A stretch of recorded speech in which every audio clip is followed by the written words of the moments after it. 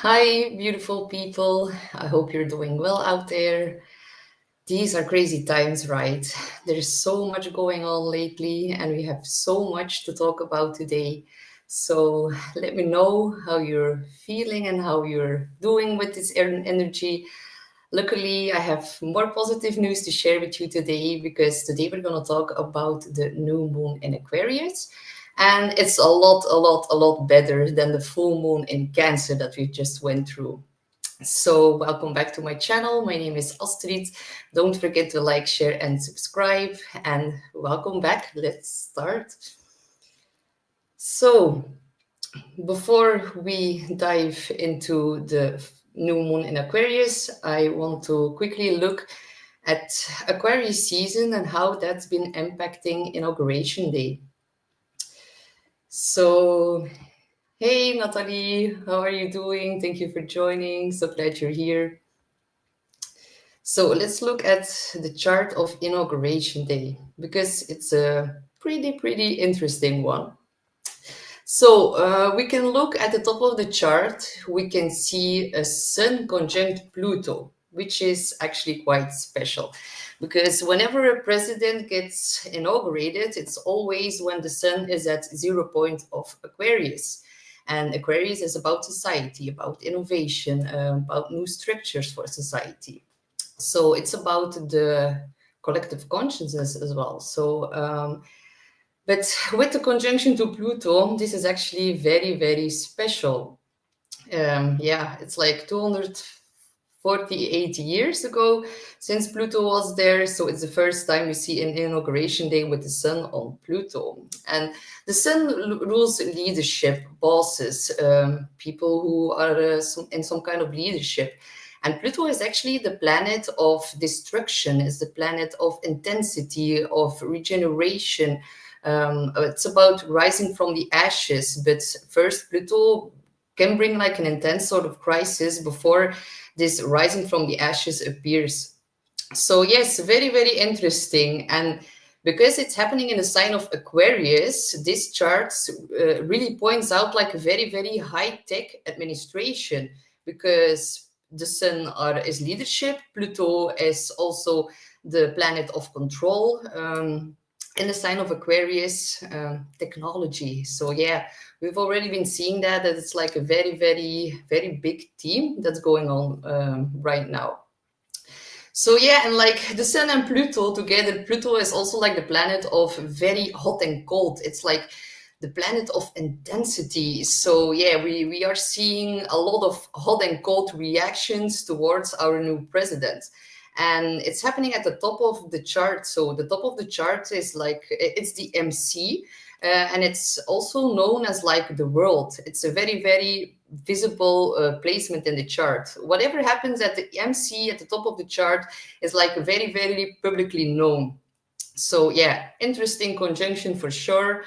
And yeah, I wonder how it's gonna play out because Pluto, yeah, it's like it is quite intense. So then we also see like a moon in Libra. And Libra is actually the sign of balance. It's the scales of justice, weighing the options, looking at the pros and the cons, having to look at both sides of what's happening. So my question is it going to create polarization or cooperation? That's like the biggest theme here. We then also see that the moon is actually conjunct black moon Lilith. You can see like the black little moon besides the normal moon. And black moon Lilith is not a planet. It's like a mathematical point. And black moon Lilith is actually named after a female demonic figure. And it's about the themes. Lilith can like portray very painful themes, even traumatic experiences.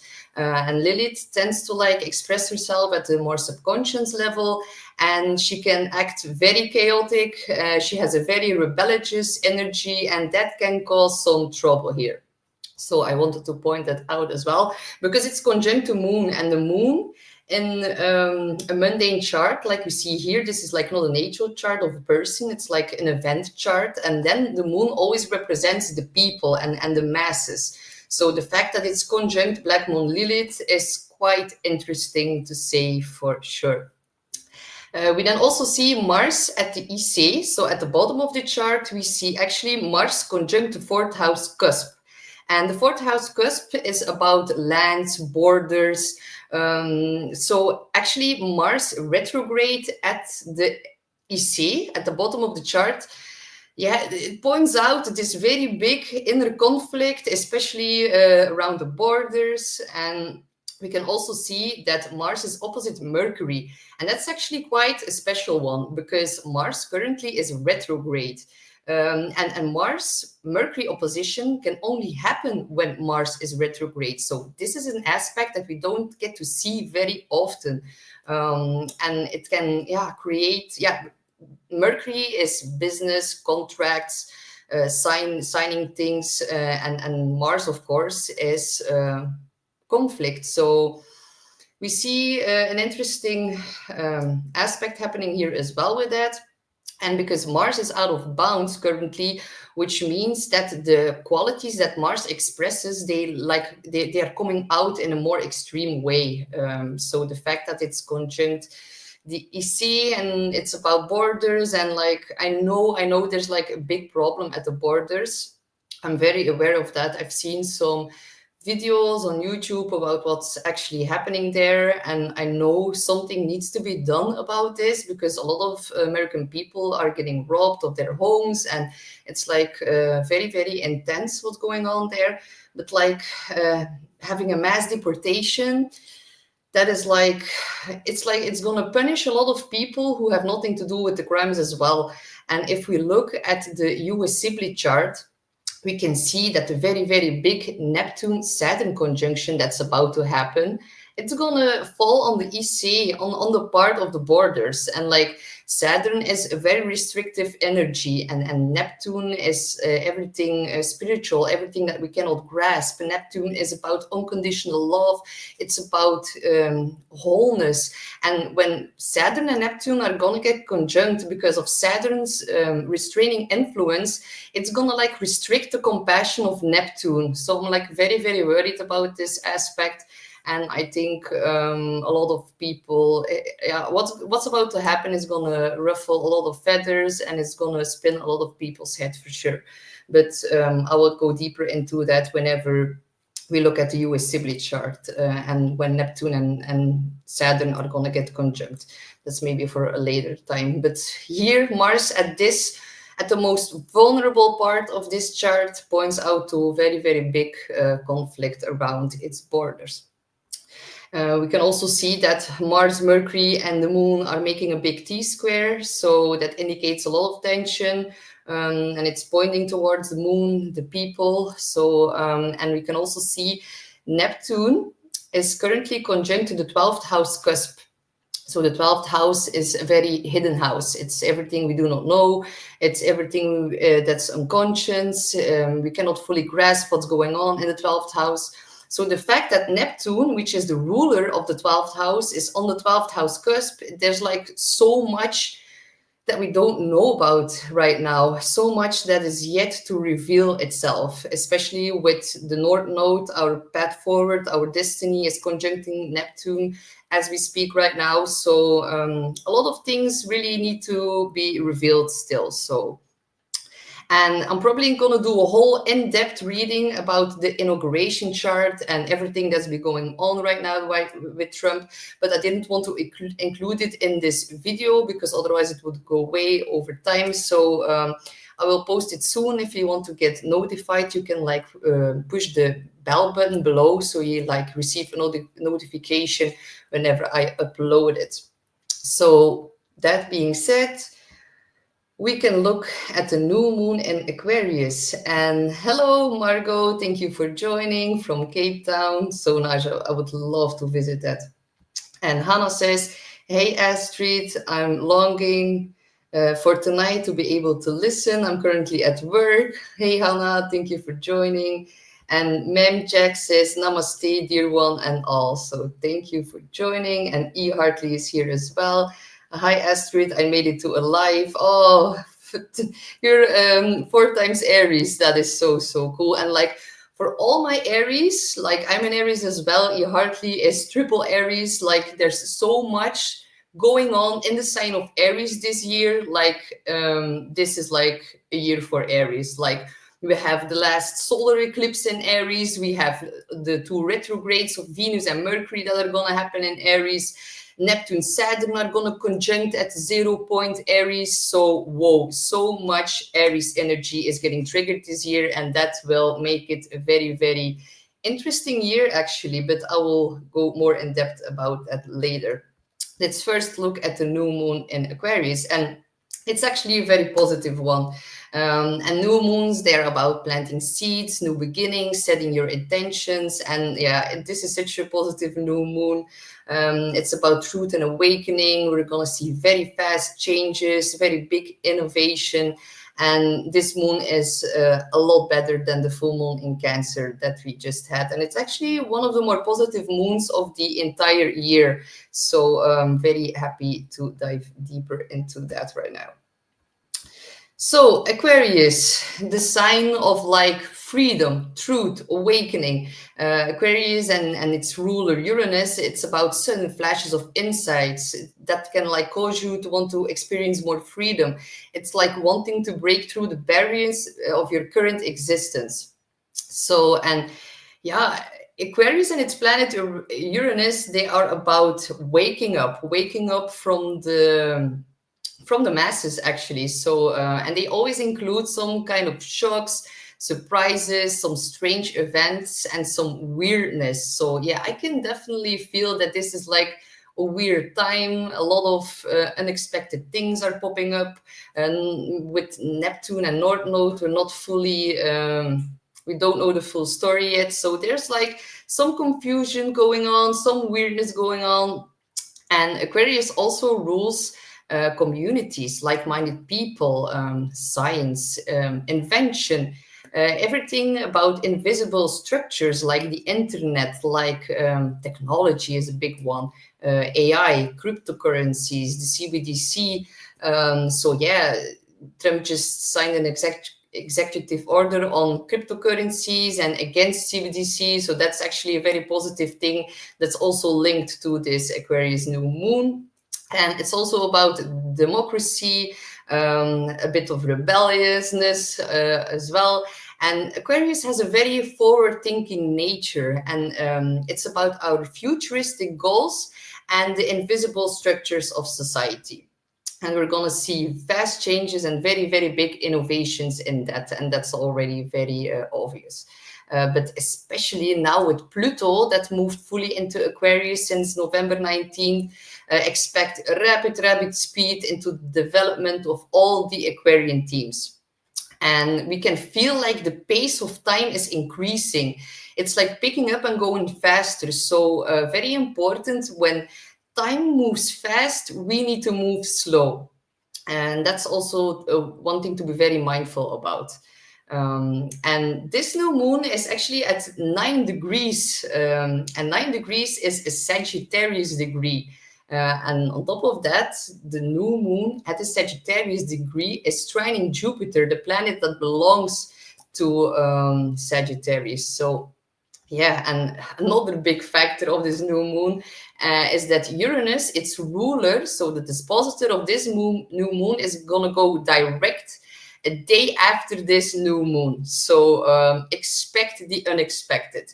There are going to be like a lot of plot twists, unexpected turns of events, shocks, surprises, because whenever Uranus comes back online, we will see things happening that we cannot even imagine right now.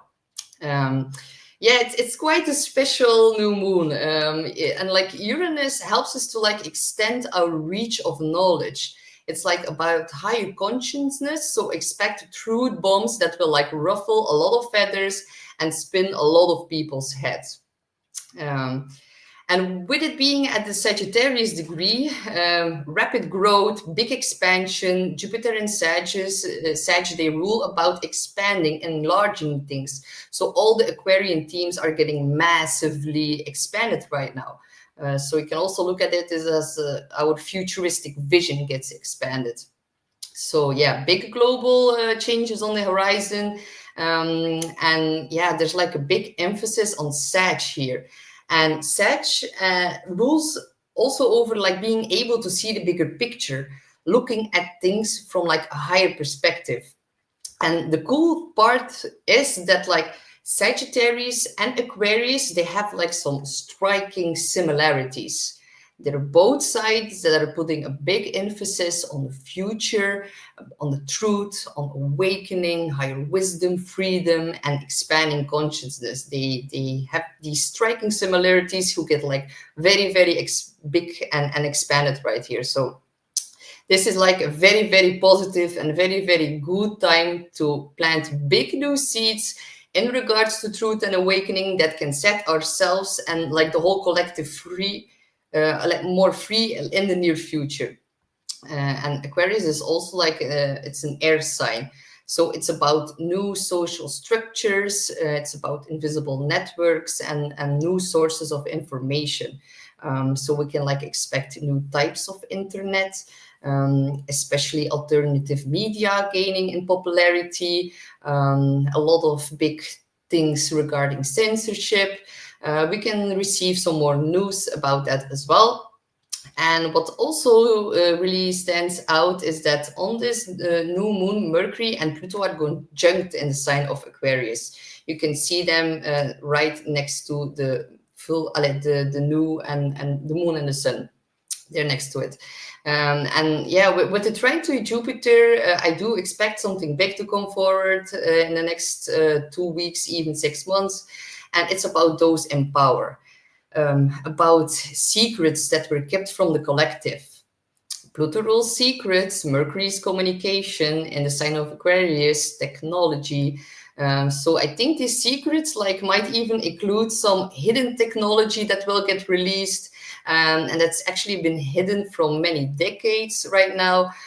Think about the technologies of Nikola Tesla. Think about zero-point energy, anti-gravity technologies. These will all become very big themes over the next few months. And these hidden technologies, it will be like connected to all the drones and all the mystery sightings that we've been dealing with lately. And Aquarius rules air, so it's about what's been happening in our skies. So yeah, big news related to the tech industry, more control through AI, news about biometric surveillance, and this will be like a very big ongoing theme for 2025, so brace yourselves. And because Uranus that will go direct a day after this full moon, there's like this very big emphasis on wanting to break free. Could feel a bit agitating, or like you could experience a bit of nervous tension, and that tension could lead to some kind of outburst, and that will create some sort of separation, which like gives you more freedom. So don't forget that Aquarius and Uranus, they rule over our nervous system. So we could feel a bit restless during these days and have like a very big urge for freedom and wanting to be independent as well. And Uranus currently, that will go direct at the 30th of January. So a day after this new moon, it's at 23 degrees of Taurus. So it's an important degree because it's like minutes away from the very, very important Jupiter-Uranus conjunction that we had on April the 20th last year. And that was at 22 degrees of Taurus. And that was like such a huge time for truth and awakening.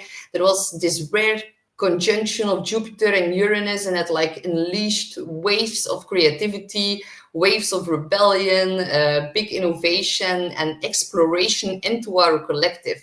And because this new moon now trines Jupiter, and Uranus is going to go direct a degree from this big conjunction from April, all these themes are getting massively triggered again. So during that time in April, a lot of people went like searching for a deeper truth. And these searches has like led to flashes of insights that propelled us further into our higher knowledge. So, and it made people more easier to be able to see the bigger picture of the collective unconsciousness. And this moon will trigger events that were happening from that time. So what did we see? Like mostly we saw a lot of farm protests during that time. So protests in any form or about any Aquarian subjects will most likely resurface during this time. But also Uranus and Aquarius is about seismic activity.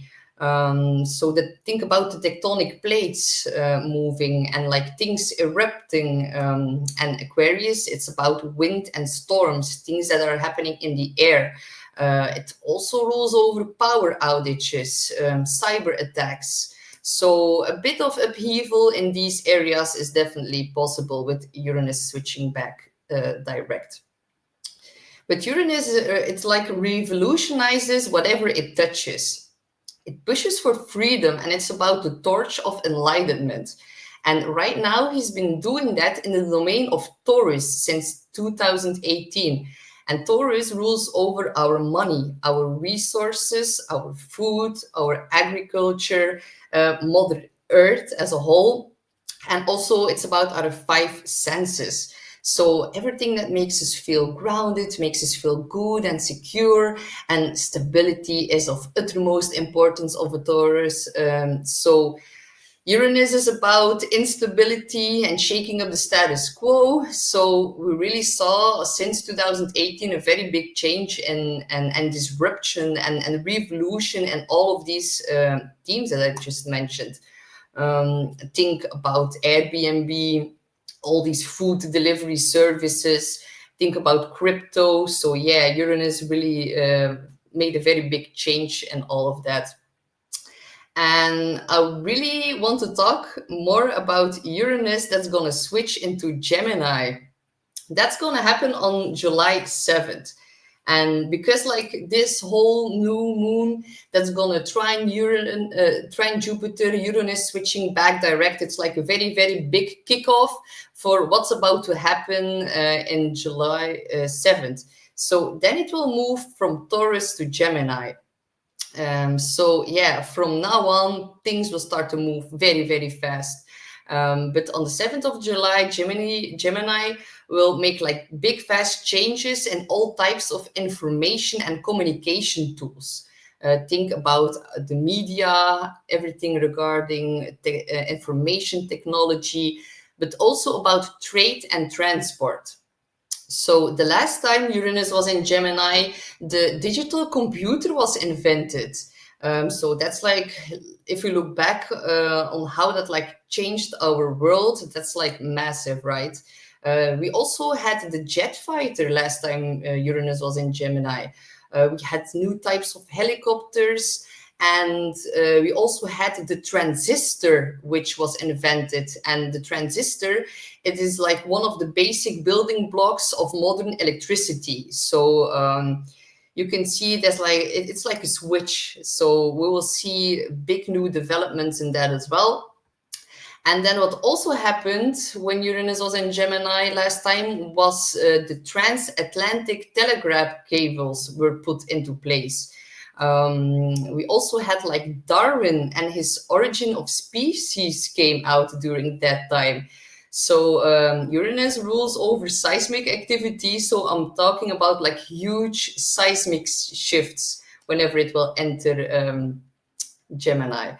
And there's so much going on about drones, and drones will become normal in our daily routine whenever Uranus makes it shift into Gemini. And I even think some of the richest people are going to be transporting themselves with their own drone, something crazy like that. And of course, we're going to see more drones in warfare. We'll especially see that increasing with the last solar eclipse that we're going to have in Aries on March 29th. And I also think drone delivery systems will become the new norm. I also think that we will see a very big new social media platform, or very, very big innovations in the current social media platforms that we're already been using right now. And the smartphone is like also one of the big topics. And I think the smartphone will change, or something new will replace it. And we're also going to see new types of planes and cars. And a lot of people have been talking about the flying cars. With Pluto and Aquarius, I do see this as a possibility. We'll see if Uranus in Gemini will make a fast change or a big innovation in that. I do think we're going to have to wait a little bit more until this gets implemented in society, because Pluto only moved in Aquarius since November last year. So it's like still in its early degrees. But definitely a big possibility with Pluto and Aquarius in the next 20 years or 18 years, the flying cars. So be ready for that. And what's also very fascinating to me is that each zodiac sign has its rulership over their own cities and countries. So these are places that something very, very important happens. With the influence of Uranus, this can be like quite surprising and even a bit shocking. So cities that are like ruled by Gemini include London. London is a very big one, and we'll see very, very big seismic shifts in the city of London starting from July 7th. And I think a very, very big financial crisis will occur during that time, or like will start to show itself in a very, very big way. Another city that's ruled by Gemini is Nuremberg.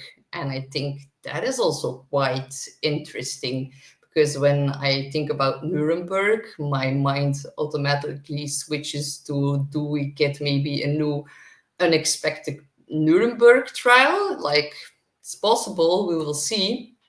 Another city is Tripoli, which is the capital of Libya. And then we also have like San Francisco, Melbourne, Plymouth, and Cardiff. So these are really places to keep your eyes on, especially from the 7th of July. And some countries that are ruled by Gemini are Iceland, Morocco, Tunisia, Wales, Ecuador, Norway, Montenegro, and Sweden. But most importantly, Belgium. Belgium, where I live, Belgium is ruled by Gemini. So yeah, it's very important because it's like the main seat of Europe, and because Uranus will square its own natal Uranus in the chart of Belgium, starting from that point onwards, it's like indicating a lot of disruption and a lot of chaos. But I will maybe do a whole other video on that. I think these will be very, very interesting times.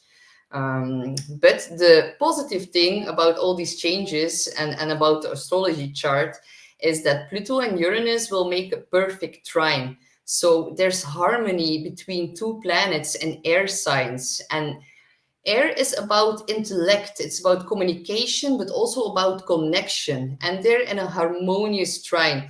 If you look at Saturn and Neptune that will be conjunct in Aries around that time as well, you can see that all the outer planets are making like a harmonious aspect towards each other. And like, I'm not trying to like ease things off, because the Saturn-Neptune conjunction will be, yeah, it will be actually very harsh. I'll make a whole separate video on that as well.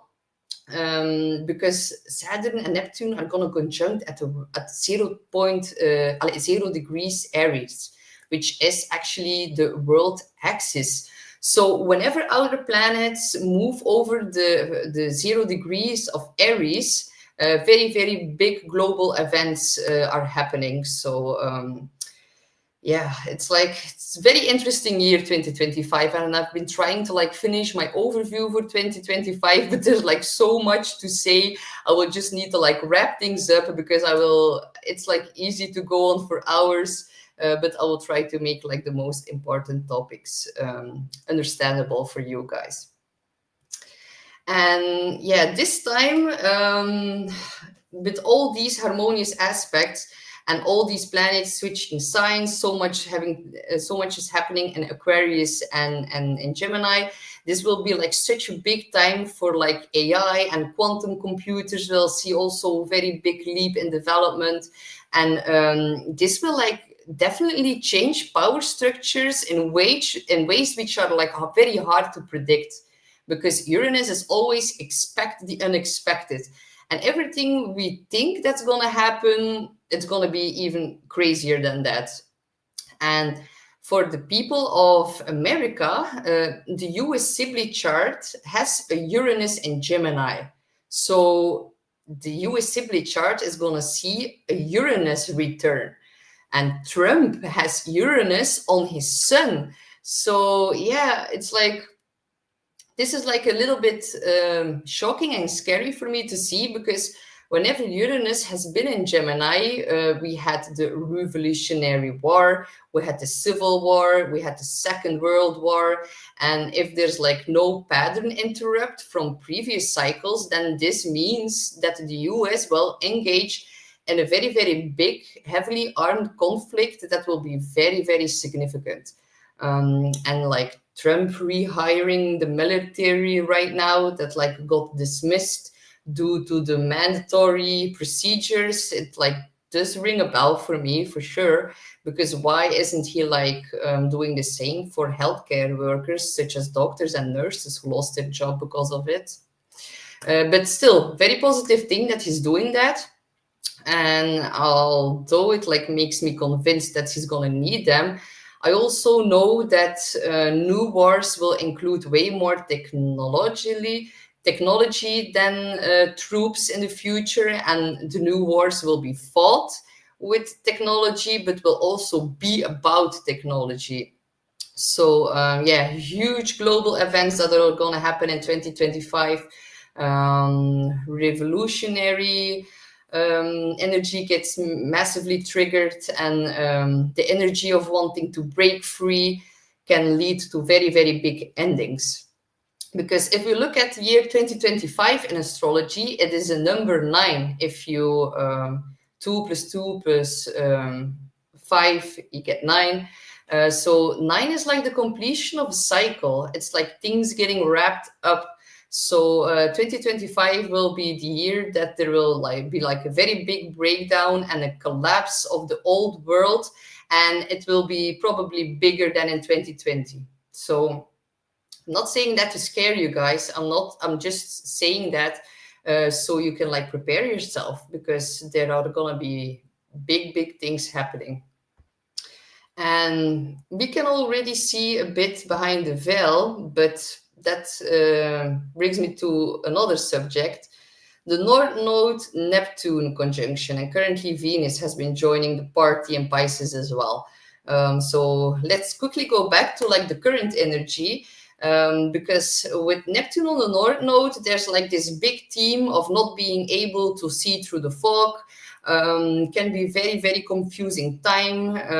The last degrees of Pisces are about endings, things getting revealed, things getting ended. And there can be like a theme going on right now that like everything that's too good to be true probably is. But on the other side, everything that looks very, very bad probably isn't that bad right now. So the collective unconsciousness right now is a bit lost, a bit confused right now. And that will be like a continuous theme for 2025 with all these late degrees of Pisces that are getting affected. So yeah, Pisces rules in its highest manifestation, real spirituality, divine intervention, also like themes of unconditional love and miracles happening. But in its lower manifestation, Pisces can create a lot of fog, a lot of uncertainty. And that's also the reason why we've been seeing so much fog lately in our skies. But Pisces can also create lies. It creates like not being able to see things clearly. So there's like a very, very big energetic alignment right now that creates like a very big potential that we are getting like a full dose of deception right now. We can also be deceiving ourselves right now. But because Neptune is an outer planet, it works more in the background, and it has a bigger manifestation about the collective unconsciousness. So it's more a global theme, or like generational theme, because it's an outer planet, not a personal planet. So yeah, it's like, be careful about deception right now. And the North Node has just shifted into Pisces. So actually, we need to focus ourselves on spiritual alignment, on wholeness, on unconditional love, on forgiveness, on healing, because the South Node is currently in Virgo, and Virgo is like, can be very, very stressed, wanting to clean up after everyone's mess, having a lot of service towards others. It's also about judging. So these new North and South nodes are really asking us to really focus our intentions on forgiveness rather than on judging. And I do see a lot of people judging each other right now, especially about what's been going on with the US, and how that's going to affect the rest of the world. And like, everyone has such a very big um, meaning, they have like so much to say about it. But I'm just like taking a step back and be like, okay, focus on forgiving, let go of judging. It's like our North nodes right now, they're asking us to really focus on forgiveness. And in the next 18 months, maybe you're going to be asked to forgive on a whole other level than you've had to do in all of your life before. So yeah, it's a very interesting theme. And with Neptune on top of that, there's like a lot we do not know, a lot we do not see. And be very, very careful for deception of others and decepting yourself also right now, because Pisces can be like, oh, I have these rose-colored glasses and everything is beautiful. Like, I have a stellium in Pisces, and I always see the best in other people. My biggest downfall is not always being able to see the true reality of another person, because I always see the most beautiful potential. And that can like really set you up for heartache. So that's now been a collective theme that's been going on right now.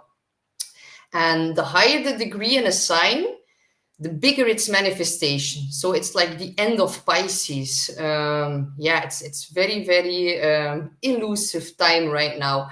And this energy that I'm talking about will even become more obvious during the lunar eclipse in Pisces that we're going to have in September. I do warn people that that can be a very, very big time of confusion in the year ahead. So the fall, Scorpio season, around these days, that can quite intense, because lunar eclipses in Pisces, then eclipses in Virgo as well. It's our mental and our physical health. We need to balance it out. And with Neptune at the last degrees of Pisces, Neptune rules water. So there can be some kind of contamination in the water around that time in September. And yeah, it's like Saturn and Neptune together. There will also be a very big time of karma payout for big pharma, because a lot of people will get sick during that time, and it will take things to a whole other level. I just want to give you like a little heads up about that. Saturn will go back retrograde to Pisces in September. Saturn, then the Lord of Karma, will conjunct the 29th critical degree of Pisces. And it is the same degree as where the North Node is currently shifting over. So as soon Neptune passes over, as soon Saturn passes over, a lot of things are going to come wide in the open about big pharma, people in position who rule about our health and well-being. And Saturn is also about bringing structure. It's about reality. So having Saturn at the end of Pisces, beginning of Aries, can bring like a very big reality slap for humanity. So yeah, it will expose things about the confusion that Neptune is currently creating.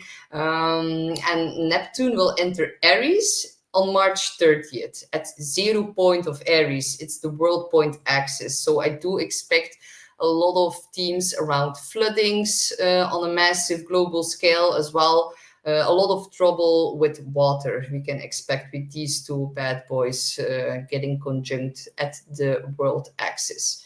But luckily right now, Venus is also in Pisces, and Venus is in exaltation, which means Venus really likes to be there in Pisces. But Venus is stuck between two bad boys. Venus is between Saturn and Neptune. So, yeah, luckily Venus is like bringing some kind of harmony in between these two nutcases at the end of Pisces. That's like the best how I can like explain it right now. And if you're like struggling to like see through the fog, know that it's like okay not to know the entire truth right now. That's the whole purpose of these planets hovering over these degrees right now. So if you don't know the entire truth, it's okay. It's part of the North Node Neptune assignment that we're currently dealing with. And it's mostly about surrendering, about trusting in divine timing, and it's about listening to your intuition. So yeah, North Node Neptune, end of Pisces, it's about your connection to the divine and learning how to find peace in the unknown, how to find stillness when you're like feeling yourself all cloudy and cannot see through the fog. And Venus plays a very important part right here. Because when Venus was on Saturn a couple of days ago, Venus, her beautiful qualities were getting a bit suppressed by Saturn. Luckily, Venus now has moved past that. She can now start to focus more on unconditional love while she prepares to cross over Neptune. So this can actually be a very wonderful aspect. There can be very beautiful messages coming through, especially through dreams, because Pisces rules the astral realm. A very amazing time for poetry, for art, listening to music or creating music. Good for using your imagination, photography, and very good to meditate and to connect to the divine. Because if you can't find the answers outside of yourself, North Node Neptune are saying like you need to find them inwards. And they are inwards. You just like need to believe in yourself and believe about the messages and the intuition that you're feeling. But still, if you find someone now, like if you bump into someone, and yeah, be a bit careful if you meet a new potential lover right now, because Neptune, rose-colored glasses, can also be deception in love. Neptune, especially because Venus will start to move retrograde back over Neptune. That's gonna like start at the beginning of March. I think it's March 2nd.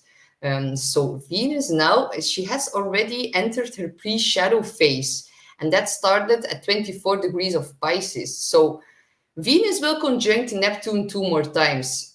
So be a bit wary of making big investments in finances right now. Also be careful about love relationships right now. We will need to wait until Venus retrograde is over, which will happen. Venus will leave her shadow phase by May, I think. So we need to wait a bit to like fully commit in love or make long-term investments right now, because some things are not very clear right now. Then I want to quickly highlight February the 5th, because I just mentioned North Node Neptune together at the very end of Pisces is connected to floodings. Aquarius rules natural disasters, so does Uranus. Uranus in Taurus rules natural disasters, because Uranus brings upheaval, Taurus is Mother Earth. So we can see something interesting happening here around the 5th of February.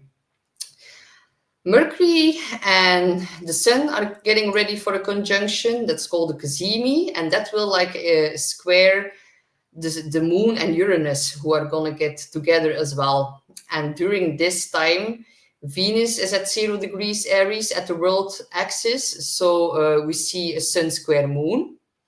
We see Venus at a very important part of the world.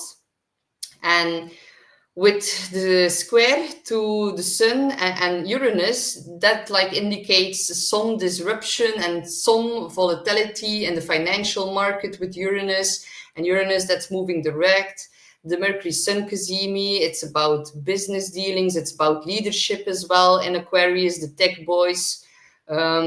So yeah, this can be like a more critical time for natural disasters, shocks and surprises. Luckily, the moon moves very fast, so it's only a short period of influence. But because we have this Neptune and North Node together, which definitely points towards problems with water, I then go look at the sun and the moon and Uranus whenever there's like a specific day that these energies can get triggered more easily. So this is definitely a day. And actually, it's going to be from the beginning of February all the way up until the 12th of February, because then we will have like a full moon in Leo. We can see it right here. And that will then exactly square Uranus. So from the 5th all up until the 12th, financial instability in Mother Earth, maybe some possible floodings, some news regarding our finances.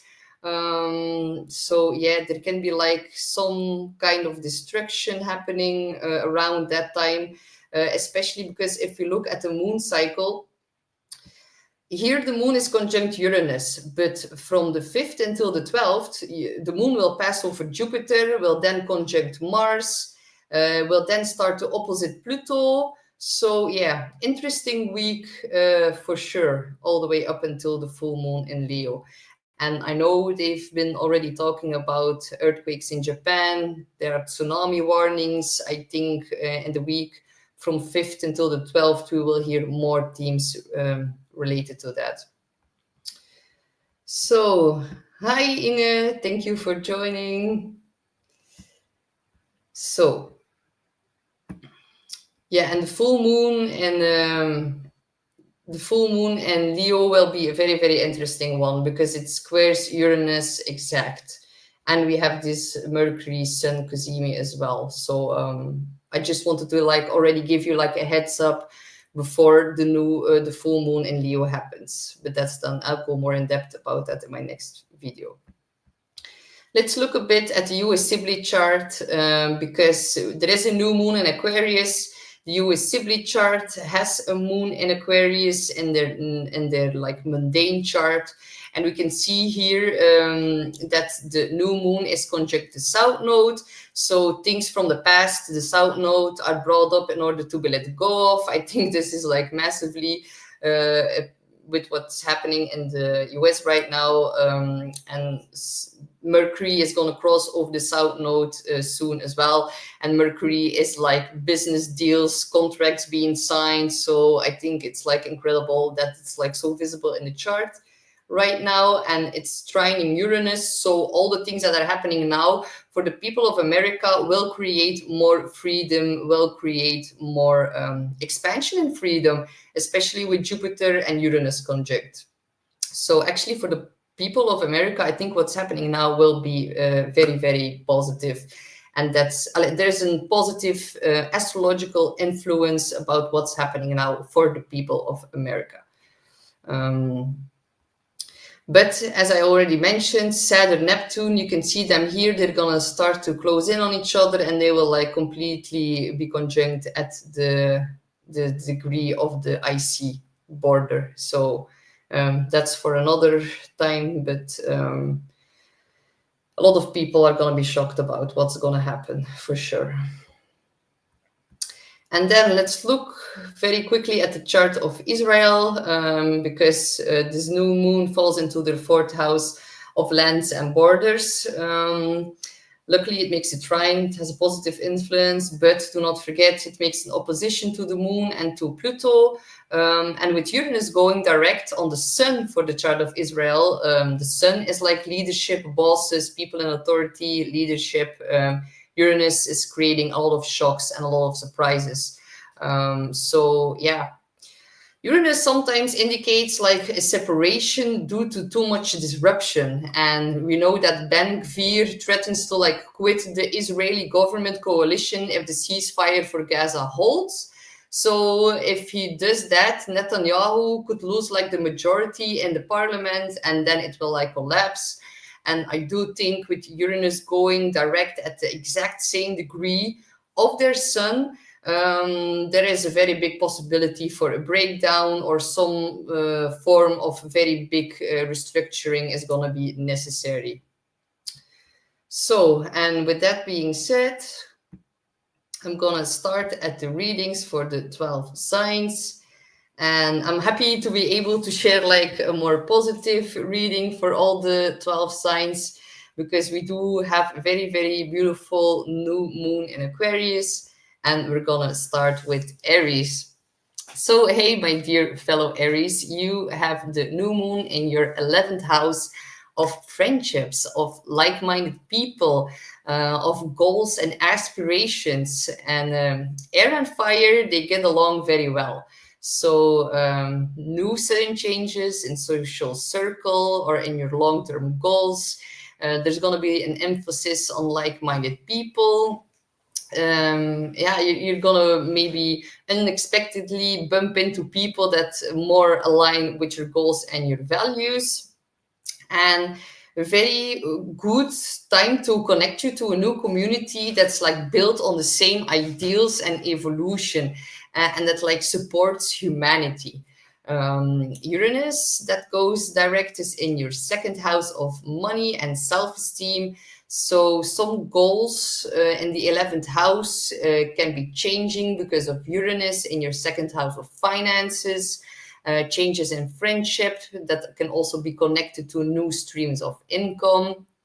And the new moon trines your Jupiter in the third house, Jupiter rules your ninth house. So if you join a new online community during this new moon, you can find that like-minded people, you can find them very, very quickly online right now. And with Uranus in the second house, this can also like help to increase your self-esteem. They might also help you inspire or like help you develop new streams of income, these new people that are gonna cross your path. And overseas friendships might also inspire you to be more outspoken or ask you for some kind of advice or guidance. So if you're working with foreign people, you can also see a very big increase in that. And the third house is also about social media, the internet, communication, Aquarius, internet. So if you decide to send out new newsletter or you decide to rebuild your website, this can like really, really see a big increase in audience. You can also meet new friends in your local neighborhood, or your community will have a very, very positive effect on your growth. There can be like an overall theme of increased conversations with your friends. You can like receive some kind of benefit from them, or like these can like really help you to like increase your self-esteem and your worthiness. So like-minded people will be very, very supportive during this time. So really enjoy this energy. And with the Pluto Mercury conjunction, be a bit mindful that like a rather intense conversation with one of your friends can pop up out of the blue. But just know that overall this is very positive, and new people that are crossing your path right now, they could be very, very very lovely, very kind, and you can like share your like-minded ideals with them, and this can like help to increase both of you grow into a more positive direction. So really, really focus on your like-minded people right now. Focus on getting outside of the house, and if you do want to stay inside of the house, go connect through the internet with your like-minded pals. So yes, this can like bring massive, massive growth and massive increase in income for you. So enjoy this new moon, my dear Aries. The next one is Taurus. You have the new moon in your 10th house, the house of career, reputation, and the role you play in the outside world.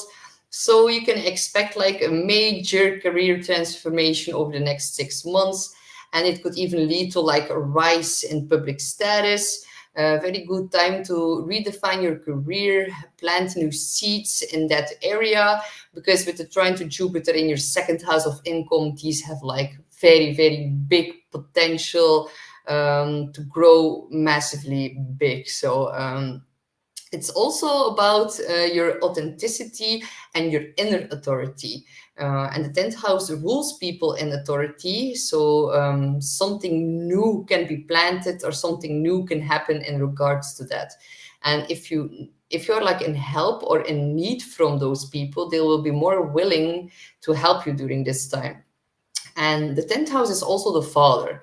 Maybe something big changes in your relationship with him, and these changes can like really expand or grow over the next few months, leading to a better understanding towards each other as well. And it can also be like about embracing your unique quirks and like showing them in public, because Uranus, Aquarius can be a bit weird. They think outside of the box. So the 10th house of the top of the chart is very visible.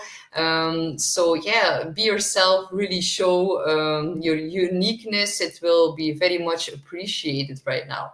And those in authority, 10th house, will be seeing you very clearly, and you can be asked to like step into a new role of leadership, probably at work, because 10th house is career.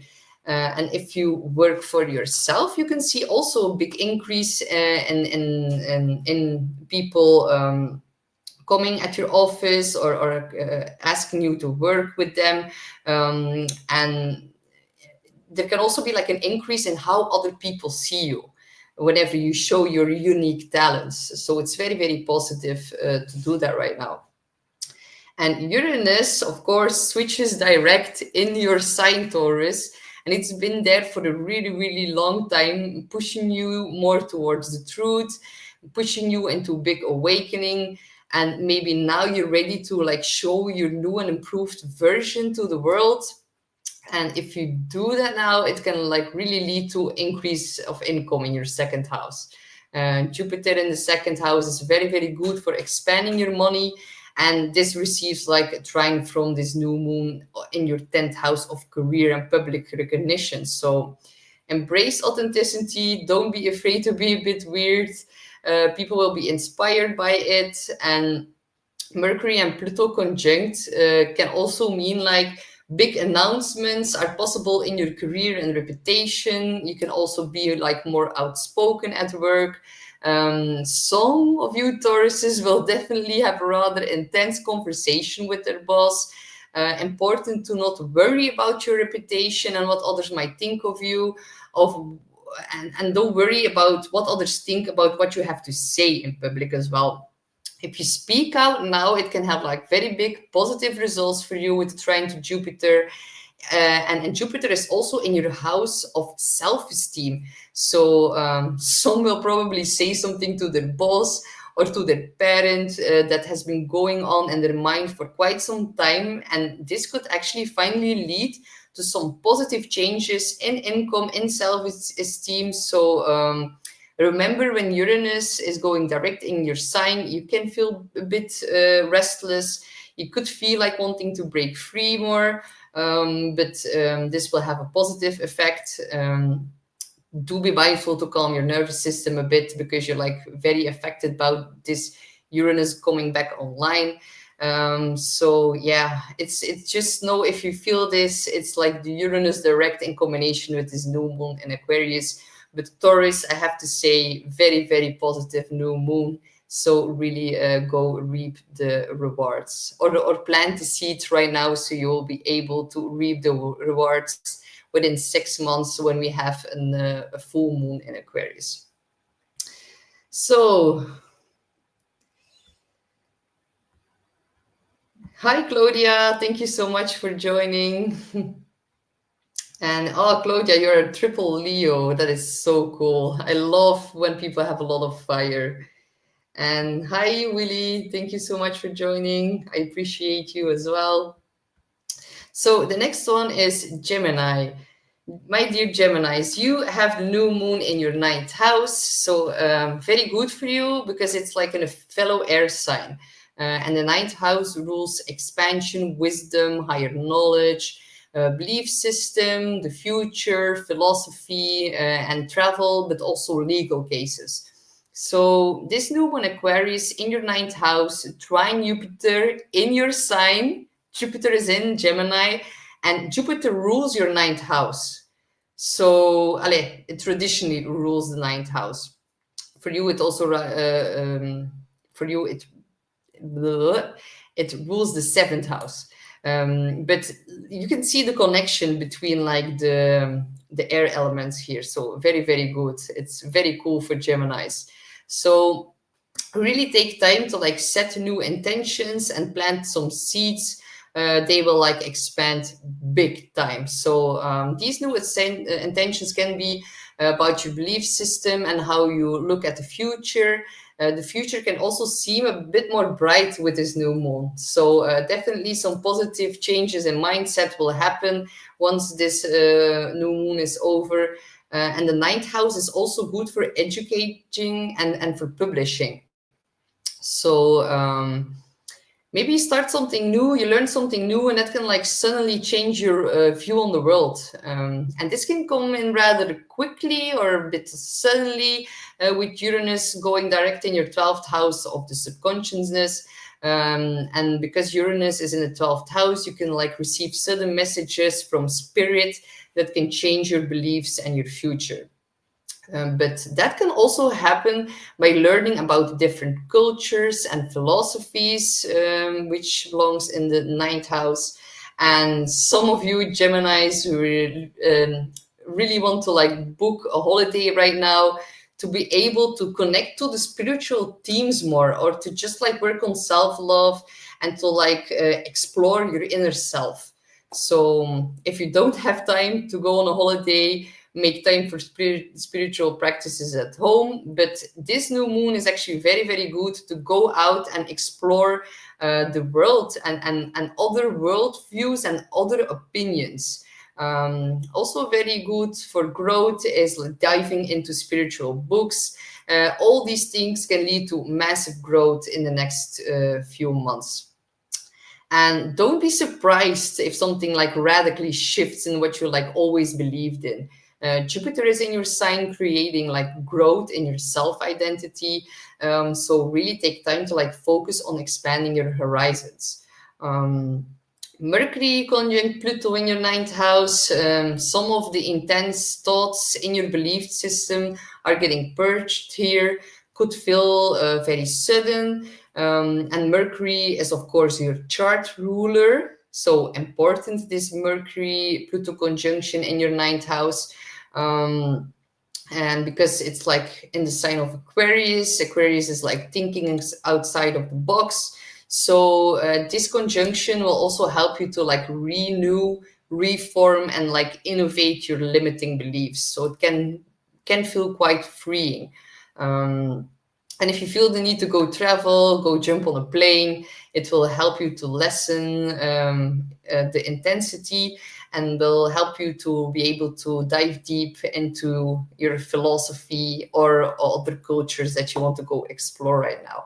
So visit spiritual places where you can like really go deep into yourself, spiritual retreats, or otherwise like just take on a new class that deepens your higher knowledge. Because if you're going to enter any class or a connection to a foreign country, all these things are going to be very, very beneficial to you. And it like really will help you to like boost your open-mindedness and really like expand your horizon. So very positive, Gemini. Enjoy this new moon. Next one is Cancer. You have this new moon in your eighth house, and the eighth house is a very, very deep house. It is the house of transformation, shared resources, joint finances, intimacy, also fears, trauma, the occult. They're all found in the eighth house. But most likely it's about the entanglement with other people, whether it is financially, psychologically, sexually, or traumatically. And eighth house also rules over inheritance, like child support, mortgages, taxes, loans, alimony. And this new moon can bring a very, very big shift in these areas. So Cancer, for you, there can be like a very big and deep purging happening here for you, even though it's a new moon. Whenever it's in the eighth house, it is things that are very, very deep, very, very hidden, that are gonna come up to be like relooked at. And that's especially happening for you because we have Mars that is still retrograde in your sign. And we just had a very, very intense full moon in your sign on the 30th of January. So all these intense emotions that you've just experienced are like now getting transformed by this new moon in Aquarius in your eighth house. So it's about processing that turmoil emotionally and finding balance in the eighth house areas.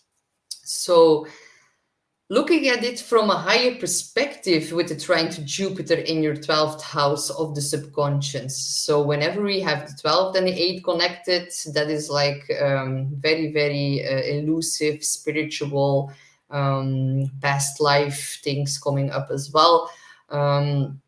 Because the 8th and the 12th are very, very hidden houses, very private feelings. There are like a lot of hidden feelings, and these feelings are even hiding from you. So these can become more obvious right now. But it's like a very special and very good time for like setting new attentions around psychological healing and really transforming your subconscious by like purging old trauma in your eighth house and like planting some new seeds, rewiring your brain. And if you do that right now, that can have like very big results, very big positive results. And because Jupiter rules the sixth house in your chart, you can make very, very good use of this energy to quit bad habits. Really focus on your mental and your spiritual health and really balance them out right now. And we can also see Mercury on Pluto. So good to talk about the eighth house themes to a healer, a psychic, very, very good for soul retrieval work, past life regression, hypnotherapist, or just like general therapist, because important, intense conversations about like all these eighth house themes or about like inheritance, about trauma, they can like all pop up during this moon. And yeah, that can be like accompanied by like a big release. And because cancers are ruled by the moon, new and full moons always have like a stronger impact on you. So this new moon is about emotional healing, about quitting bad habits and bad daily routines. And if you do that over the next 6 months, there can be a very, very big expansion happening, revolving all the themes that I've just mentioned. So very, very positive, Cancer. And I'm wishing you the best. And hi, Becca. So happy to see you. It was just Cancer. Becca is triple Cancer. So very good new moon, Becca. And hey, Uli knows. And Becca says, yes, keeping entanglements as simple as possible. Cancer. Yes, exactly. And there can be some, with it happening in Uranus, there can be some weird things popping up around that as well. So there can be things happening that are surprising, that are like a bit like, oh my God, what is happening now? But overall, it's gonna have, even if some very weird things pop up now, they're gonna have a very, very positive influence in the future. And maybe you will see it later, how big this time was. So next one is Leo. Hi, my dear fellow fire signs Leo. How are you doing? we have you have a new moon in your 7th house of relationships, of commitment, and in your house of one-on-one close relationships.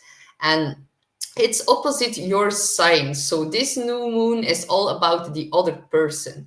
And if some Leos have been feeling a bit lonely lately, and that can happen when you're single, but that can also happen if you're already in a committed relationship. This new moon indicates a big change in that in the upcoming 6 months. So yes, we have like a very beautiful new moon that's trining Jupiter in your 11th house of friendships. So there can be a very unexpected, sudden meeting with someone new that becomes quite quickly a new friend of you and becomes like a very quick personal one-on-one relationship for you. So that's actually very wonderful, very beautiful. So yeah, good time to meet someone new, and a friend will likely introduce you to them. It can also be about a partner. 7th house is also marriage. So a friend can like introduce you to some new partner. That's also a possibility. Or a friend becomes a lover. Either way, big increase in friends and close one-on-one relationships, and plant seeds in that area. They have like the massive potential to grow very, very big over the next few months, because Jupiter is really expanding that area in your life. And if you're in a relationship, this is also like a very good time to make like a new start, to really reignite that spark. You can like do that by diving into higher wisdom together with your partner, and this can like really, really draw you closer together. This can be done very simply by meditating together, doing some yoga, maybe go on an adventure, maybe together with other friends. Think about double dates or travels. And Jupiter rules your 5th house of romance, children, creativity. So really focusing on that can point to very big expansion in the future. And can be a very, very important and intense time, or like intense conversations with your partner can like really, really pop up during this time. And these intense conversations are because of Mercury and Pluto conjunct in your 7th house. But if you go through them, this will also like bring you closer together. And you can help each other by talking about some intense stuff, and each of the partner can like help each other with implementing their wisdom. So very, very fruitful communications that can lead to like a bigger commitment. So but yeah, by having these conversations, you can like plant new seeds together. Sorry. And one of the themes can be, how do we like implement more fun into our relationship? Because Jupiter rules your 5th house of fun. So, and because the 5th house is the traditional Leo house, this all looks very, very positive. And it's like about how can we be more creative together? Or how can we be more romantic together? And like really, really take some time to reflect on that together. And maybe speak about what you're like hoping to achieve together. That can also be done in a very fun way. And those Leos who are like working, or like Leos who are offering one-on-one sessions, can also see like a very, very big increase in that.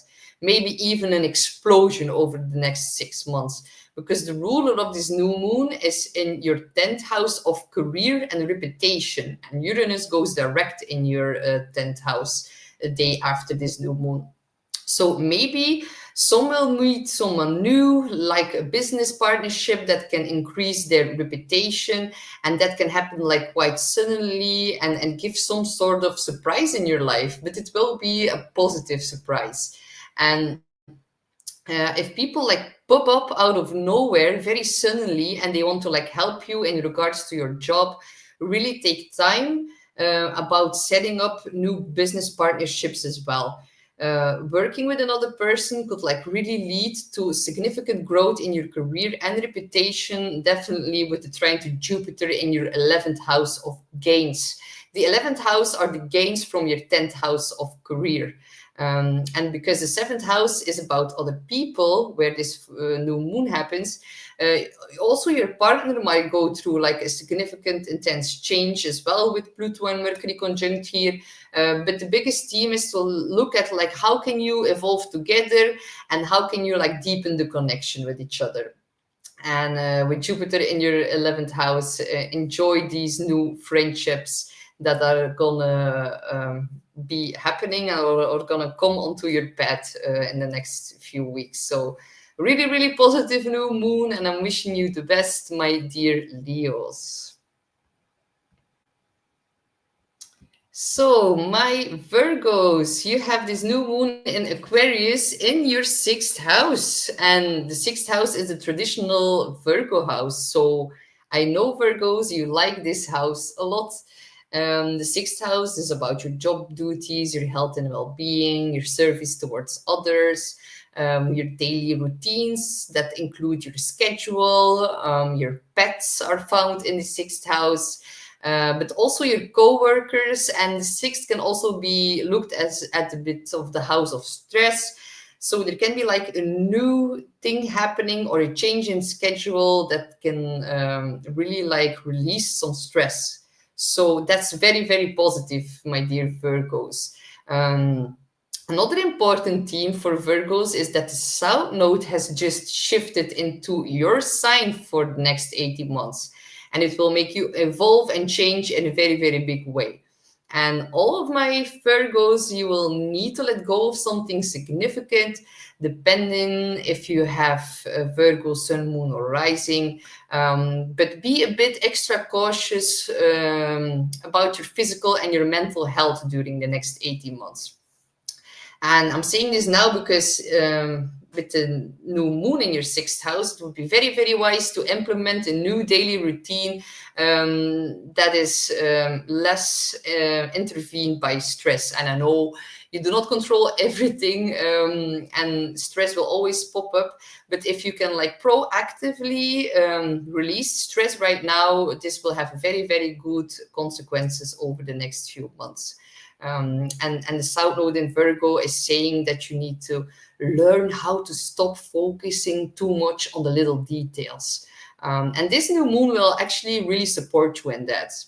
So it's trine Jupiter, the planet of being able to see the bigger picture.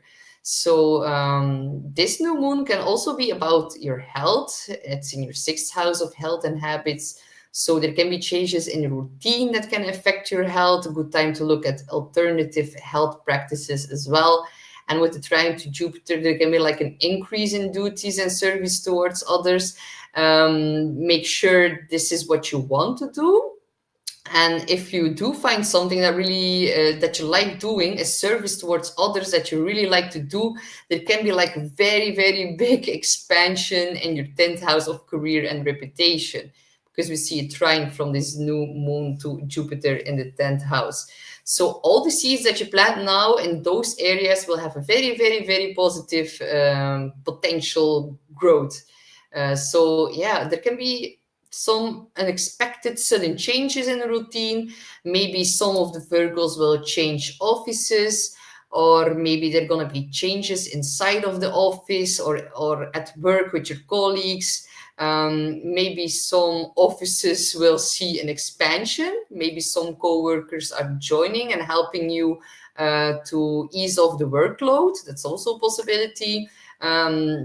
And definitely, if you're like self-employed and you have people working for you, there's a big chance that you will need to hire new people. So yeah, but if you are like working at an office, maybe your boss hires extra people to help you. And that can become very unexpected. So good time to like implement new ways to make your work more meaningful and bring more innovation in those areas. And Mercury is your chart ruler, of course, and it's currently conjunct Pluto also in your sixth house. So that can also point towards some unhealthy attachments in the workplace. Some colleagues can act a bit more like a control freak during this time. And these tendencies can also surface in yourself as well. So be mindful about that now when it surfaces, you have the opportunity to plant new seeds in that. There can be some type of intense conversation happening at your job or intervening with your daily routine. So be extra mindful about your mental health. Some conversations might be a bit tense when it's in the sixth house. And Mercury rules the mind, it rules conversations, your car, your neighbors, your siblings. So these are also all topics that can interfere a little bit with your daily routine right now. Yeah, some because Mercury is also about cars and it's in the sixth house of service. Maybe some of you Virgos will need to go to the garage because your car is in need of service. And like, I'm a Virgo rising and this is happening in my sixth house. And next week I need to go to the garage. So sometimes I really laugh when I'm like preparing these readings for you guys. So the new moon in Aquarius belongs to Uranus, and that's about to go direct, and it's in your ninth house. So there can be changes in travel. Maybe some of you Virgos are gonna go back to school or taking on some extra classes. And if you're currently involved in some legal matters, there can be like a big sudden breakthrough in that. And this new moon is trining your Jupiter in the 10th. So all these new healthy habits and job changes or changes in schedule can really have a big positive impact on your productivity, which also belongs in the sixth house. And by increasing your productivity, that will lead towards massive gains in your career and reputation. And a big positive evolution and how other people see you in the outside world. So yes, overall very positive new moon, Virgo. So go enjoy it. The next one is Libra, Sun, Moon, or Rising. And Libra, this is very, very positive new moon for you because it's in your fifth house of romance. And you can see there's a big, there's a grand air trine. So this new moon is actually best for Libras. So enjoy it. Maybe not best, but like most fun. It's in the fifth house. I can see it like when I look at this chart, I'm like, oh wow, this is like very good news for Libra. And the fifth house is about children, creativity, dating, romance. So really plant new seeds in these areas because there can be like a very big rebirth in creative energy and expressing your creative abilities and also your romantic relationships will definitely benefit from this new moon. So yeah, in the fifth house, it can be a very, very passionate new moon. It's also a very good time for making babies if you want that, Libra, especially Libra risings. But overall, like a new start in your hobby, or you start a new hobby, and these can be quite eccentric because of Aquarius on your fifth house cusp. So you need fun, and fun comes from fun comes by thinking outside of the box. And your definition of fun can feel a bit stranger or weirder to other people. Like, don't care about that. Do whatever makes you feel happy. And the fifth house is the traditional house of Leo, and it is connected to the heart. So really listen to your heart and do what makes your inner child happy. With Pluto and Mercury also conjunct in your fifth house, there can be like these new love interests that like cross your path can be rather intense and overwhelming. Be a bit mindful about some possible power struggles and really look closely to the dynamics before you like fall head over heels with someone right now. Because Venus still needs to go retrograde, so it's maybe not the best time. May, June, July are gonna be better for love, but do enjoy this new moon. And yeah, just remember that Pluto can make you feel so intense that you can feel as if you like found your other half. But be a bit mindful about that because there's gonna be very big transitions happening in the next year actually. And this new moon is also connected to Uranus, and it's in your eighth house. Uranus will go direct a day after this new moon. And eighth house is about intimacy, it's about joint resources and possessions of other people. And there can be some surprise involving in one of these themes. Be mindful about taking a lot of risk right now. The fifth and the eighth house are both money houses as well. The fifth house is more of a speculative investment, and the eighth house is more about other people's resources. So don't go speculate with your partner's money right now. Be extra careful about handling money. And the positive thing is that Jupiter is trining this new moon, but it's also trining you and all other people who have planets in Libra. So very, very fruitful new moon, good for planting seeds that can expand very, very big over time, very good for becoming pregnant. So have fun, be creative. And Jupiter in the night can also point towards travel, learning, teaching, philosophy. And maybe these topics can be like especially fun for you right now to dive into during this new moon. And these topics can create a lot of wisdom and like a brighter look on the future as well. So have fun in learning, have fun about learning in higher knowledge, about other cultures, expansion. There can be like an expansion and having fun with foreign people as well. So good to plan a trip, or you can also experience more fun with teaching your kids, which belong to the fifth house, something about wisdom or higher knowledge as well. So good for traveling with your children, with your lover.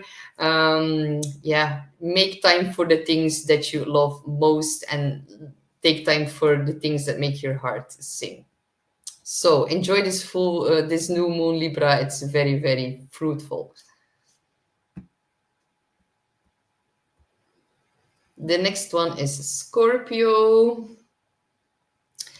And it's so funny because E. Hartley says, haha, I just ran over two screws in two different tires. And I was just talking about the new moon for Virgos and how this like will affect the car, and maybe your car will be in need of service. So I just see it popping up now. Oh my God, two screws in two different tires. That is crazy. Okay, Ma'am Jax, I will see you later. I wish you a very, very beautiful day as well. Big hugs. Bye bye. Okay, next one, my dear Scorpios. You have the new moon in your fourth house, and the fourth house is about family, home, real estate, ancestors, but it's also a quite, yeah, emotional house. And Aquarius squares you. So this can be a bit more challenging for Scorpios than for Libras, for example. And it's going to test you how will you like handle changes in your family or within the home or with people that you live with together. There can be some very deep emotional changes going on inside of yourself as well. The fourth house is a very, very deep house, and we have Pluto on the IC. We have Mars, it went retrograde over your MC, so a lot of struggle or power conflicts within your career and the home, or vice versa. Everything that has happened in your career really affected in your home and the other way around.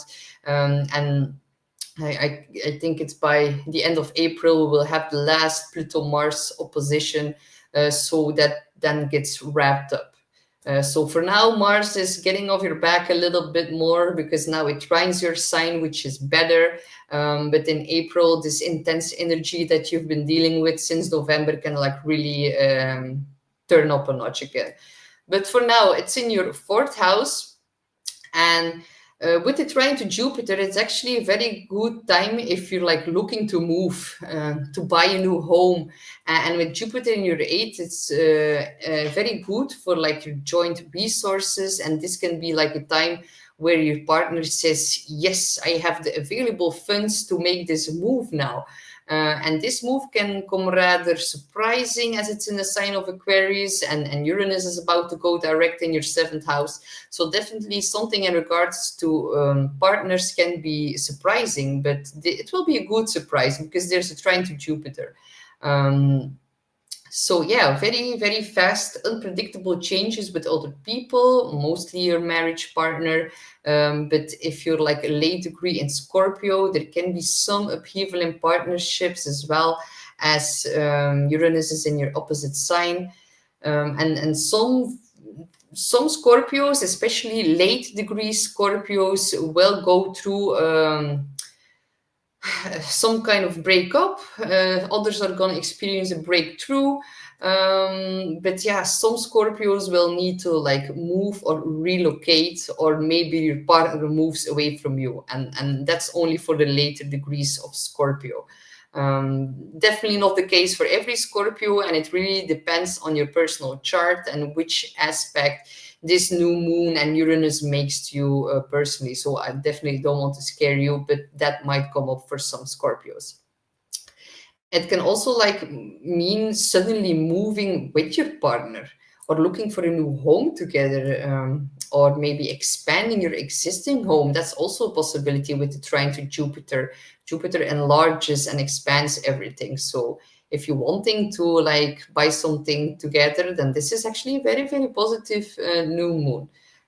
Also very good for renovation, overall big changes to home and family, and there can be a transformative experience with family, because Mercury conjuncts Pluto in your 4th house. So I even predict that some Scorpios will uncover some family secrets, or they will find out about some secret within the home, and that can cause a bit of upheaval with Uranus in the 7th going direct.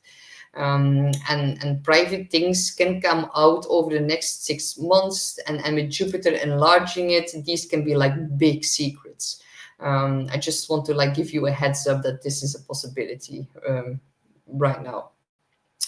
But a new moon in the 4th, trining Jupiter, very, very positive for healing the family dynamic, to fix your home, improve your living situation.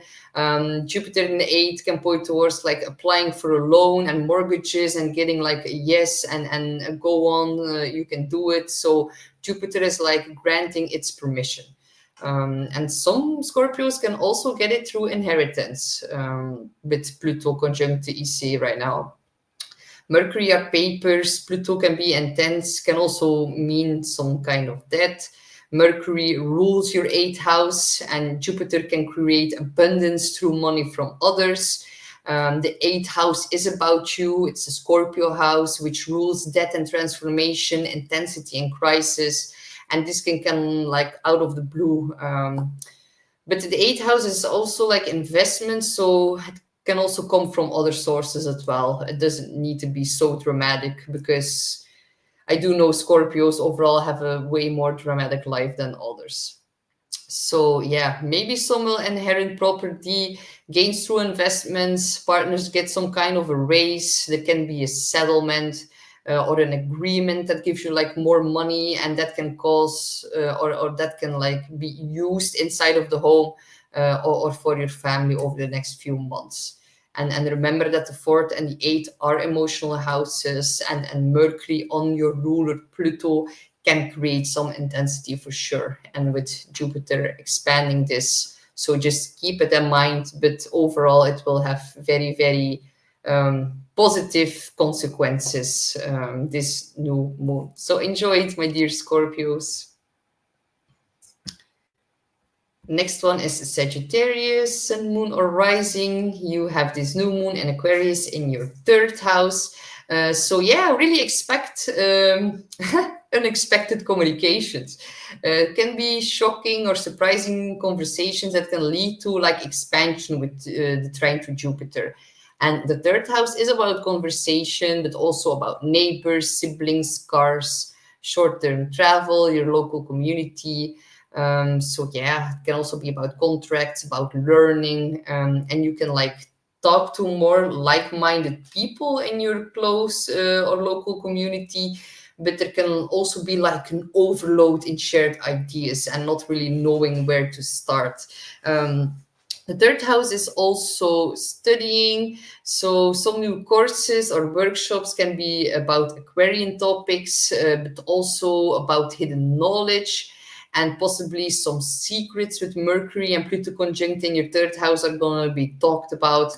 It can be possible to see like the truth in what's going on in your neighborhood or with your siblings. Maybe some siblings tell you some secrets. Intense sudden conversations that pop out of nowhere with neighbors are actually possible as well. But especially about all sorts of communications that happens online with Aquarius. And some intense conversations will lead to like massive growth, especially within your marriage or in regards to your business partnerships, because Jupiter is in your seventh house of one-on-one relationships. So maybe your partner tells you something, or maybe she tells you a secret, or something in your local environment gets revealed in regards to your partner or because of your partner. So yeah, expect some very deep conversations. Pluto, the planet of intensity, Mercury, the planet of communication, in your third house of communication. Aquarius, unexpected. And on top of that, Mercury rules your seventh house of relationships. So something is definitely going to pop off. And let me know in the comments below, Sagittarius, what's happening with all of that. Because there's such a big emphasis on all these Aquarius and Sagittarius influence. And you are a Sag. So I'm actually very, very curious about what's going to happen for you. And some are definitely gonna like sign some agreements or contracts together with their business partner or with their spouses as well. So yeah, but it depends on your personal chart. If it makes like positive aspects in your natal chart, it can also mean like signing legal documents like wedding papers. But if the intensity and the secrets that are going to be revealed about your partner are going to be too wild with Jupiter, maybe some are going to sign a divorce paper as well. But I do not necessarily see that, as this actually makes a beautiful aspect. But with Pluto and Mercury together, who are so important as well in your third house, I do expect some things are going to like rise to the surface in regards to your partner. So yeah, the third house is also about social media, about business, about marketing. So if you're like a content creator, this can be a very, very fruitful time, and you can like reach a wider audience. But you can like reach a wider audience with everything you're doing right now. So for all the Sagittarius, it's very good for like launching a website, to like fix or buy a new car. Make time to like promote and advertise new things with a newsletter. This can give you like very, very big expansion over time if you do this right now. Third house is also short distance trips, so be mindful about so you have the short distance trips, but because I also see Pluto and Mercury together, Pluto is the planet of fear, so be also a bit mindful about communicating out of fear with this conjunction. Use Jupiter's wisdom, which is like so inherent in you. Jupiter belongs to you. You have a lot of wisdom, Sagittarius.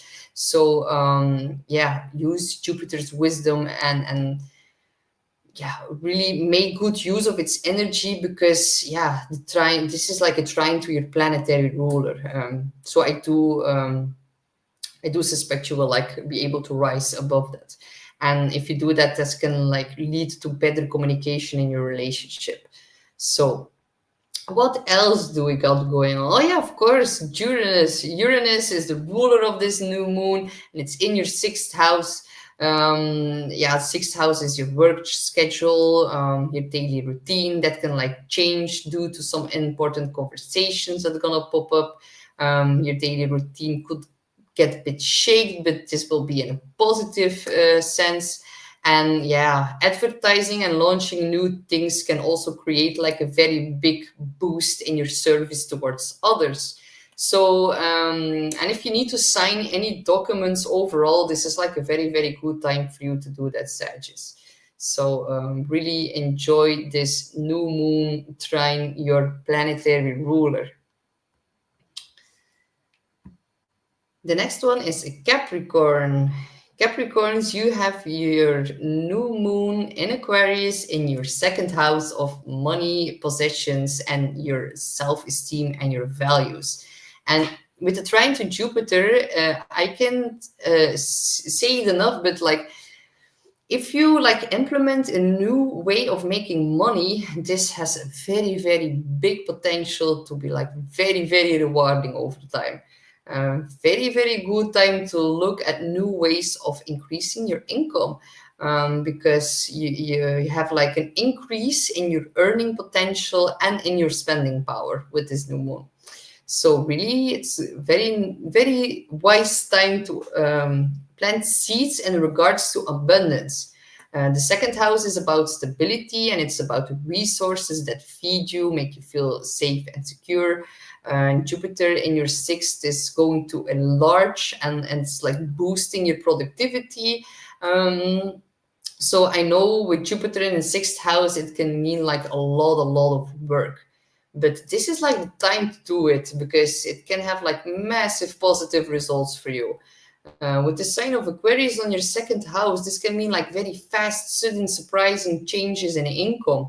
So, and I don't mean like short-term satisfaction, but more like new ways of investing, new ways of earning that could like really expand your sense of security over time.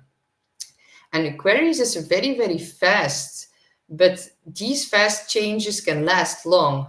Saturn is the traditional ruler of Aquarius, even before Uranus, and Venus is currently conjunct Venus is conjunct Saturn. Like it was conjunct Saturn, but now it's already a bit separate. But now it's gonna conjunct Neptune soon. It will then like go retrograde, pass over the North Node Neptune again. So there's going to be like a lot of reassessments, reevaluations in regards to money, but that's going to be like for everyone.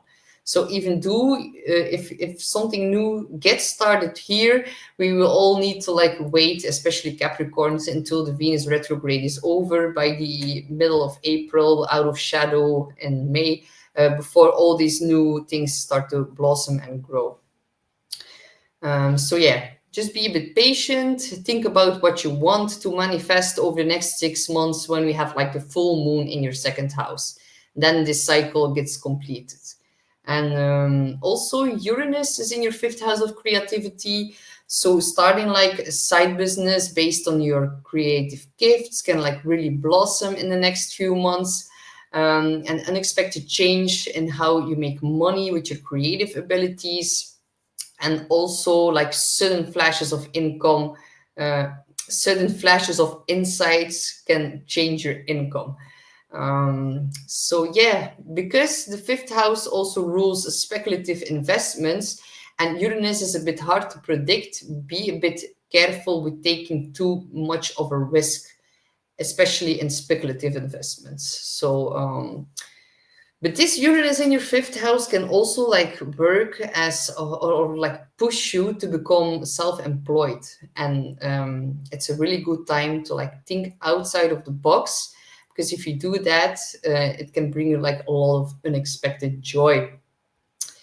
Mercury and Pluto are also conjunct in your second house, so some fears can be popping up and make you like redefine what security truly means to you. Don't let these fears get to you, and really like focus on innovating your house of money. I would try to Jupiter. Jupiter in the sixth can point towards like having more than one job. That can, of course, create more abundance, but be careful about getting overworked just for the sense of security, because Jupiter can really, really like overexpand in your sixth house of service towards others. But Jupiter also like acts like a protector over your health in the sixth house, so it would feel like you you feel more capable of working more than you're used to, but don't exaggerate. It's one of the downfalls of Jupiter, because Jupiter in the sixth can like really lead towards too much work. So I think that's it for you, Capricorn. So enjoy this full moon. It can like really give you a boost in finance. So very, very positive.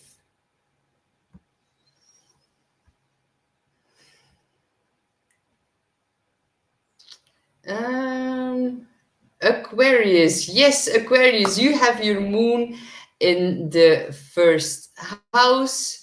So, very, very positive. It's in your sign. So, of course, Aquarius, this is like your new moon, and having it in your sign is like a very, very big new emotional cycle that's gonna start with this. It's like your time of like an emotional reset into the cycle, into the new moon cycle. So very, very good to your sense of identity.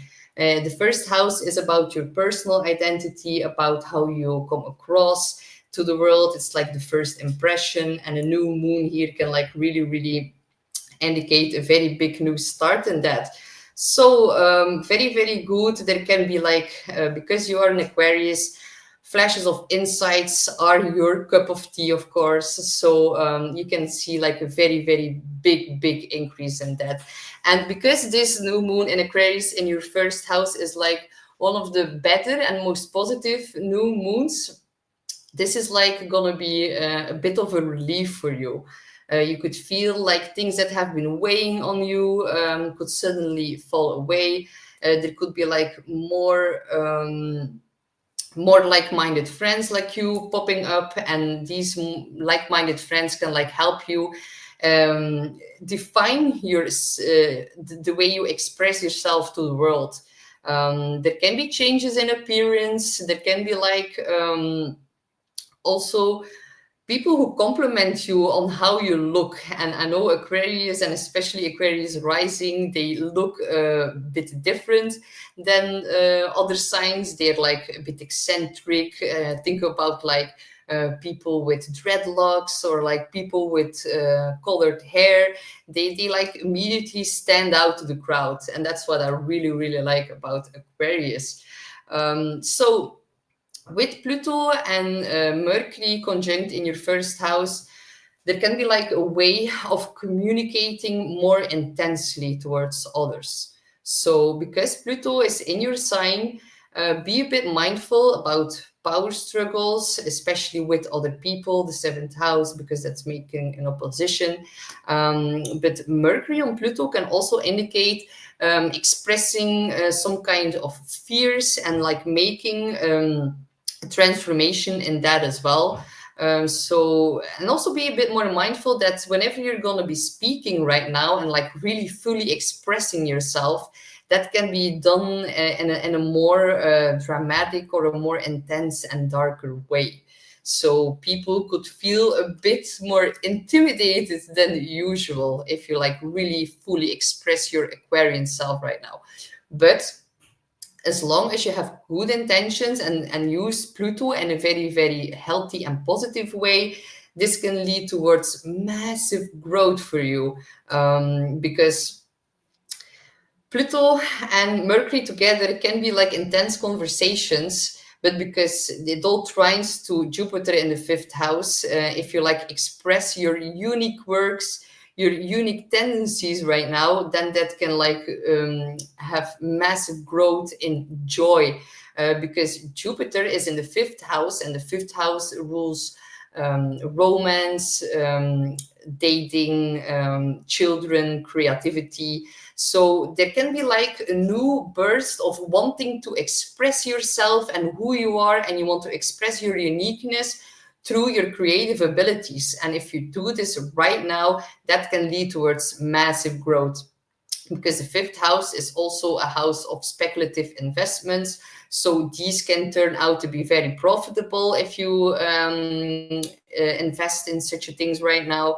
The fifth house is also about your kids. So if you have kids or if you want kids, this is like a very, very positive new moon for you to become pregnant, to gain more wisdom by listening to your kids. You can teach your kids more of your uniqueness. And the fifth house is the house of fun, so you can experience more fun with your children as well. Jupiter rules your 11th house in your chart, so there can also be like more fun with like-minded people, with your friends. It's very, very good time to plant new seeds in friends, because you are the sign of friendship. And with the trine to Jupiter in your fifth house and Jupiter ruling your 11th house of friendship, online communities can play a very, very big, significant role in your life right now. And they can lead towards massive inner growth. And by joining certain online communities that are unique and that are maybe focused on evolving consciousness, humanitarianism, but also something related to a topic that you really like, something that like really stands out. Think about maybe a crypto community, something like that. That can all be like very, very beneficial for you right now. Becca is saying, when dealing with Aquarians like my brother, I just imagine he's sitting on a throne and it takes the edge of how commanding he can be.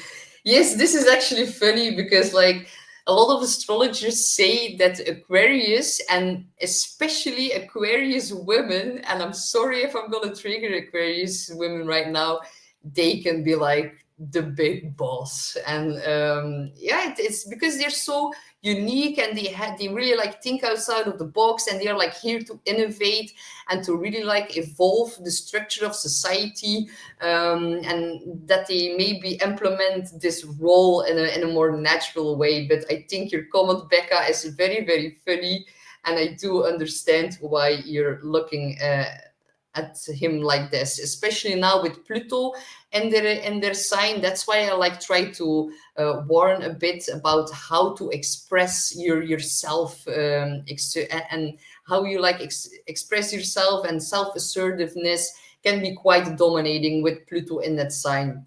But if they use it in a healthy way, they have the power inside themselves to like really, really reform society. So it's actually very important.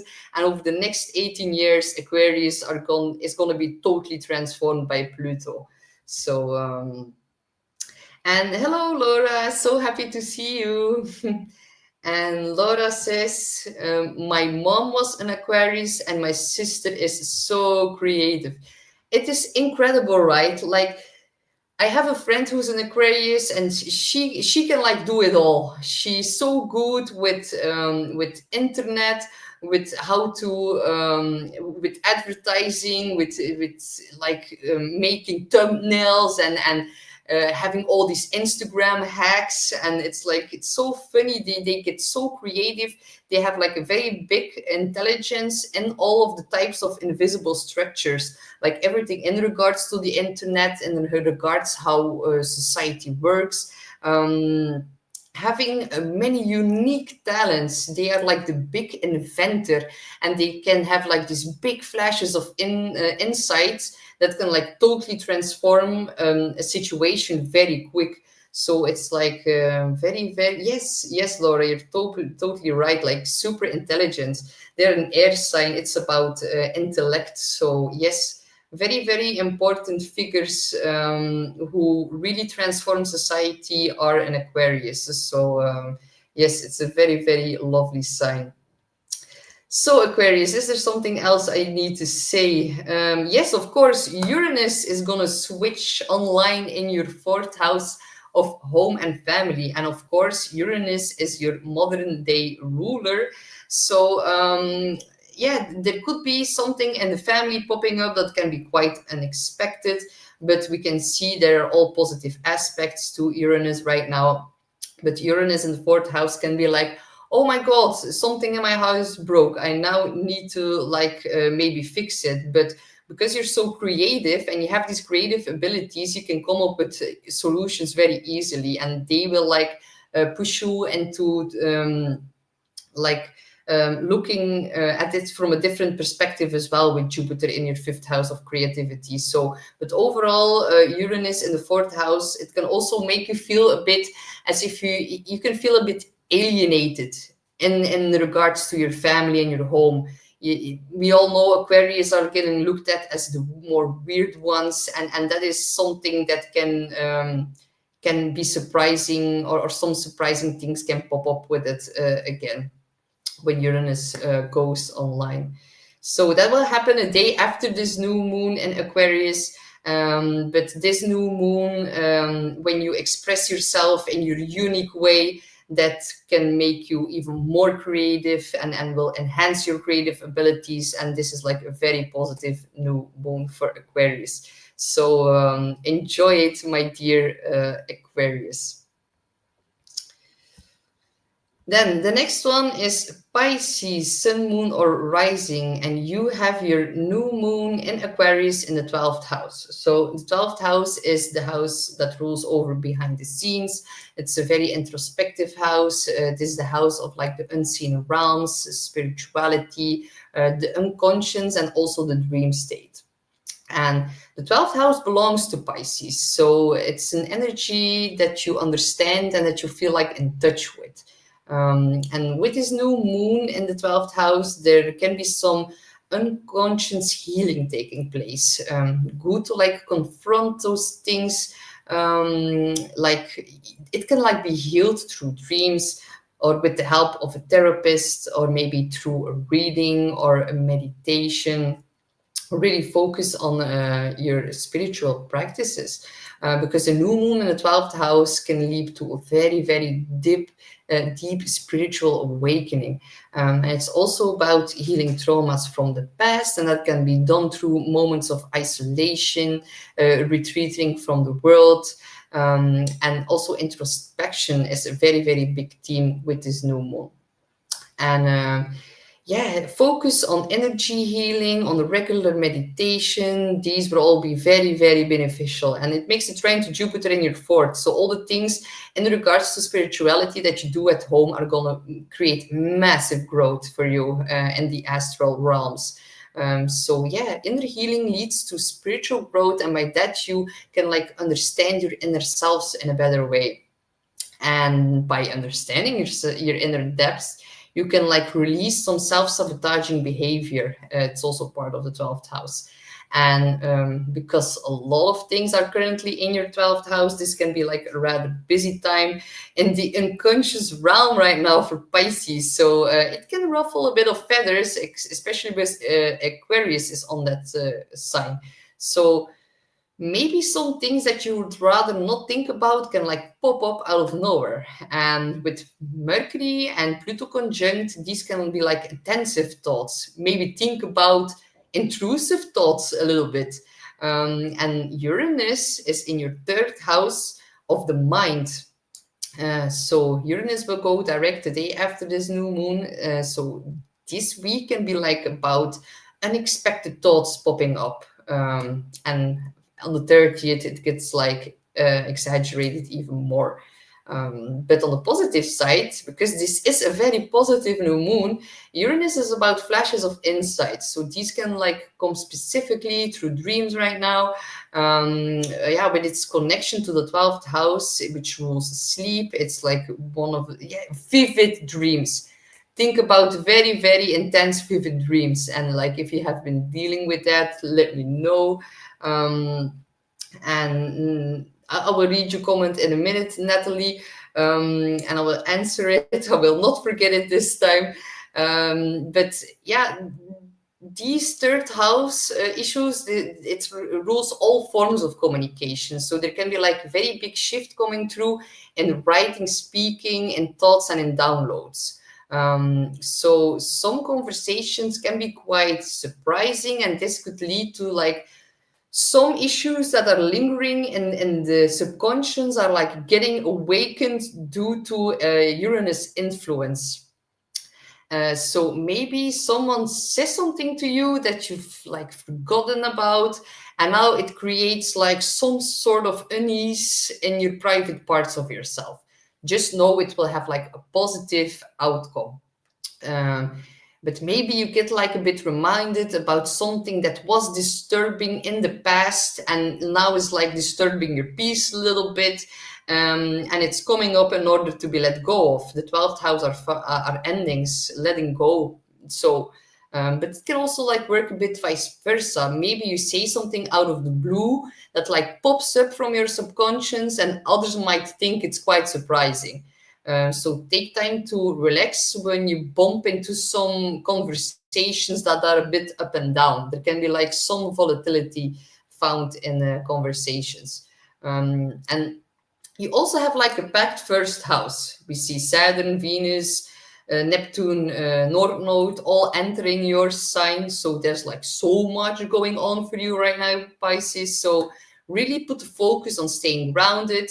Don't let things that are like currently happening in the world throw you off balance, because you're way more inclined to, or like way more sensitive to be like a sponge to all the things that are happening outside right now. Don't let it throw you off balance. And this new moon, which is very, very positive, trines your Jupiter, and it is your traditional ruler, Jupiter, and it's in your 4th house of home and family. So maybe some important conversations can get things like from under the dust, from in the subconscious, and make it conscious so it can like be dealt with and let go of. And yeah, it's like sometimes things might happen at first and it can feel a bit uncomfortable, but it's like a very good time to release them. And after it's done, or after you've had the conversation, you can like feel a lot of relief. So it will have a very positive, very good outcome.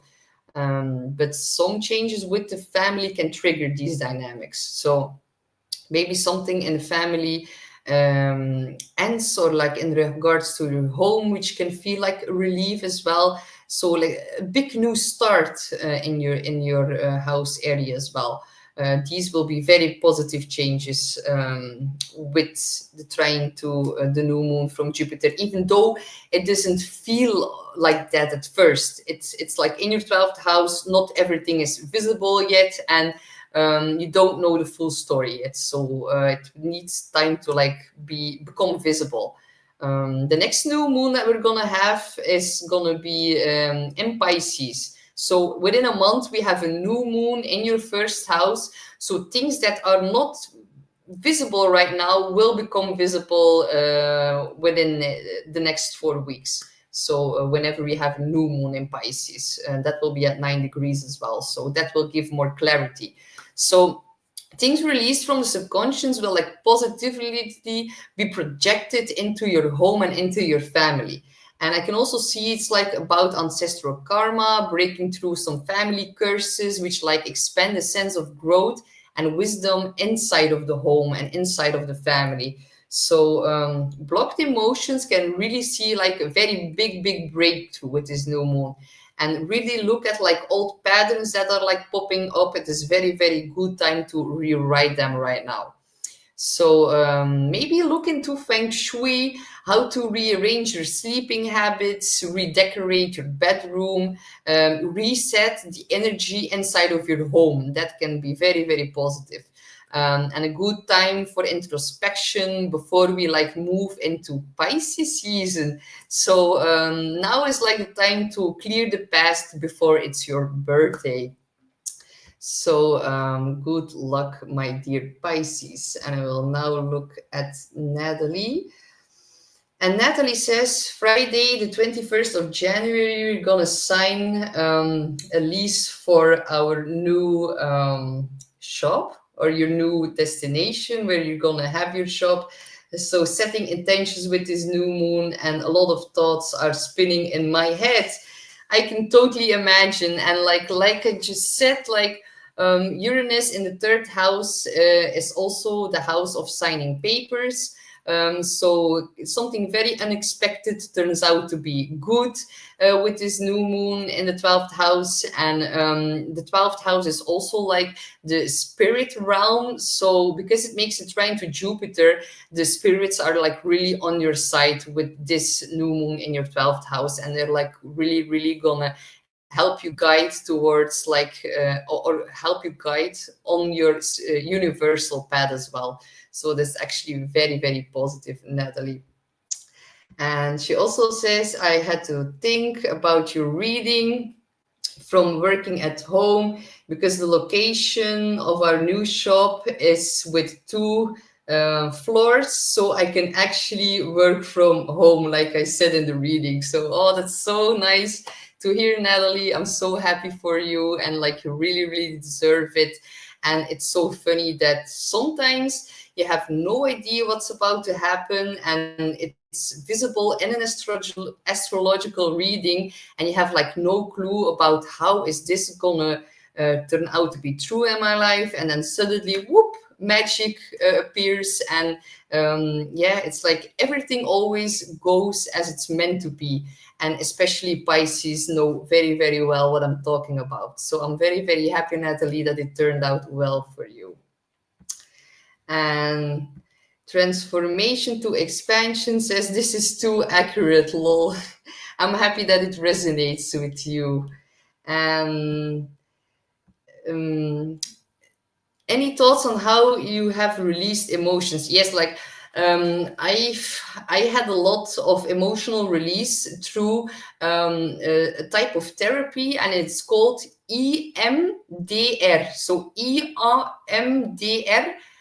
Therapy is like a sort of traumatic release. It's like traumatic release exercises. TRE.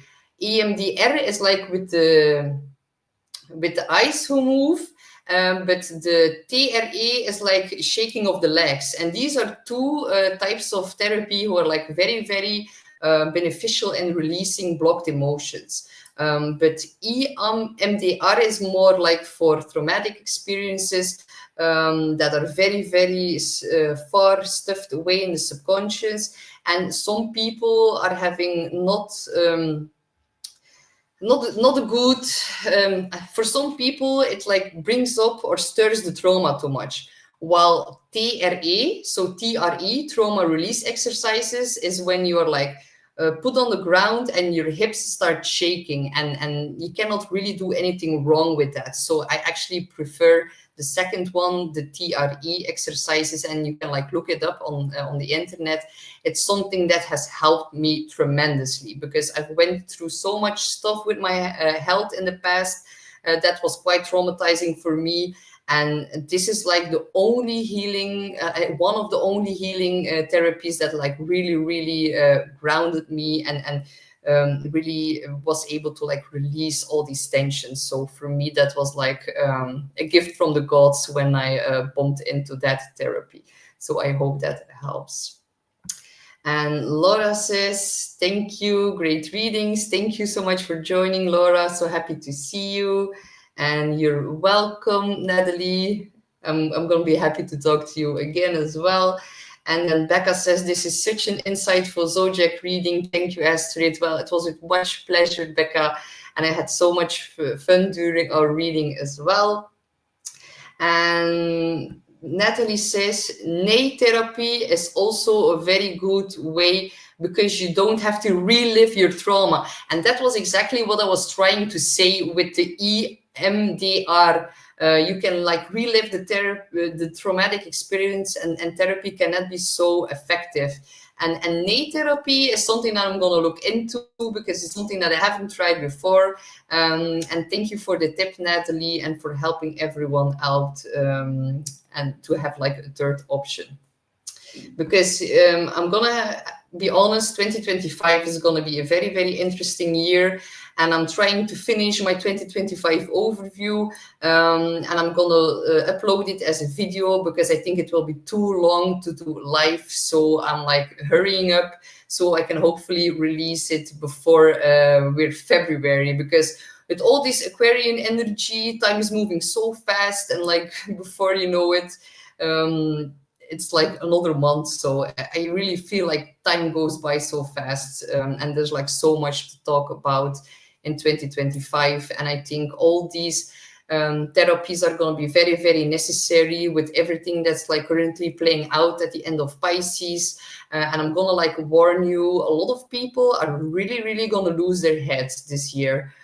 This will be the year when all the traumatic experiences that we went through in 2020 are going to be visible. It's going to be very wide into the open about who learned its lesson in 2020 and who is now still falling for some kind of deception.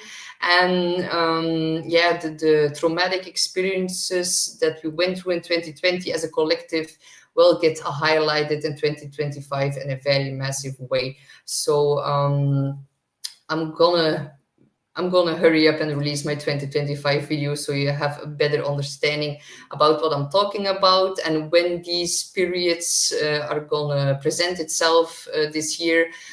March, April are gonna be a bit tricky, and I think a lot of big things are gonna happen in March and April. I think May, June, July are gonna be better, but the fall is gonna be very, very hard, and I think everyone is going to get like a heads up in March and in April, but and then things will start to get better. So everybody will be like in this state of mind of like, okay, we're through it right now. And then suddenly in the fall, something massively will hit, and it will feel as a very big setback for us as a person, but especially for us on a global level. And I think then will be a time where we will be needed to have a lot of compassion for the people around us. And I think some people really are gonna be in need of some help during the fall, especially September. Then Scorpio season is gonna be more intense than other years, because we are in this ninth cycle. Big cycle is coming to an end, and 2025 is like a preparation of what's about to happen in 2026 when we like fully come into this new world. So yeah, I was very, very happy to talk to you all, and I'm seeing you back soon, and I'm wishing you all a very, very lovely morning, day, or evening. Bye bye, beautiful people.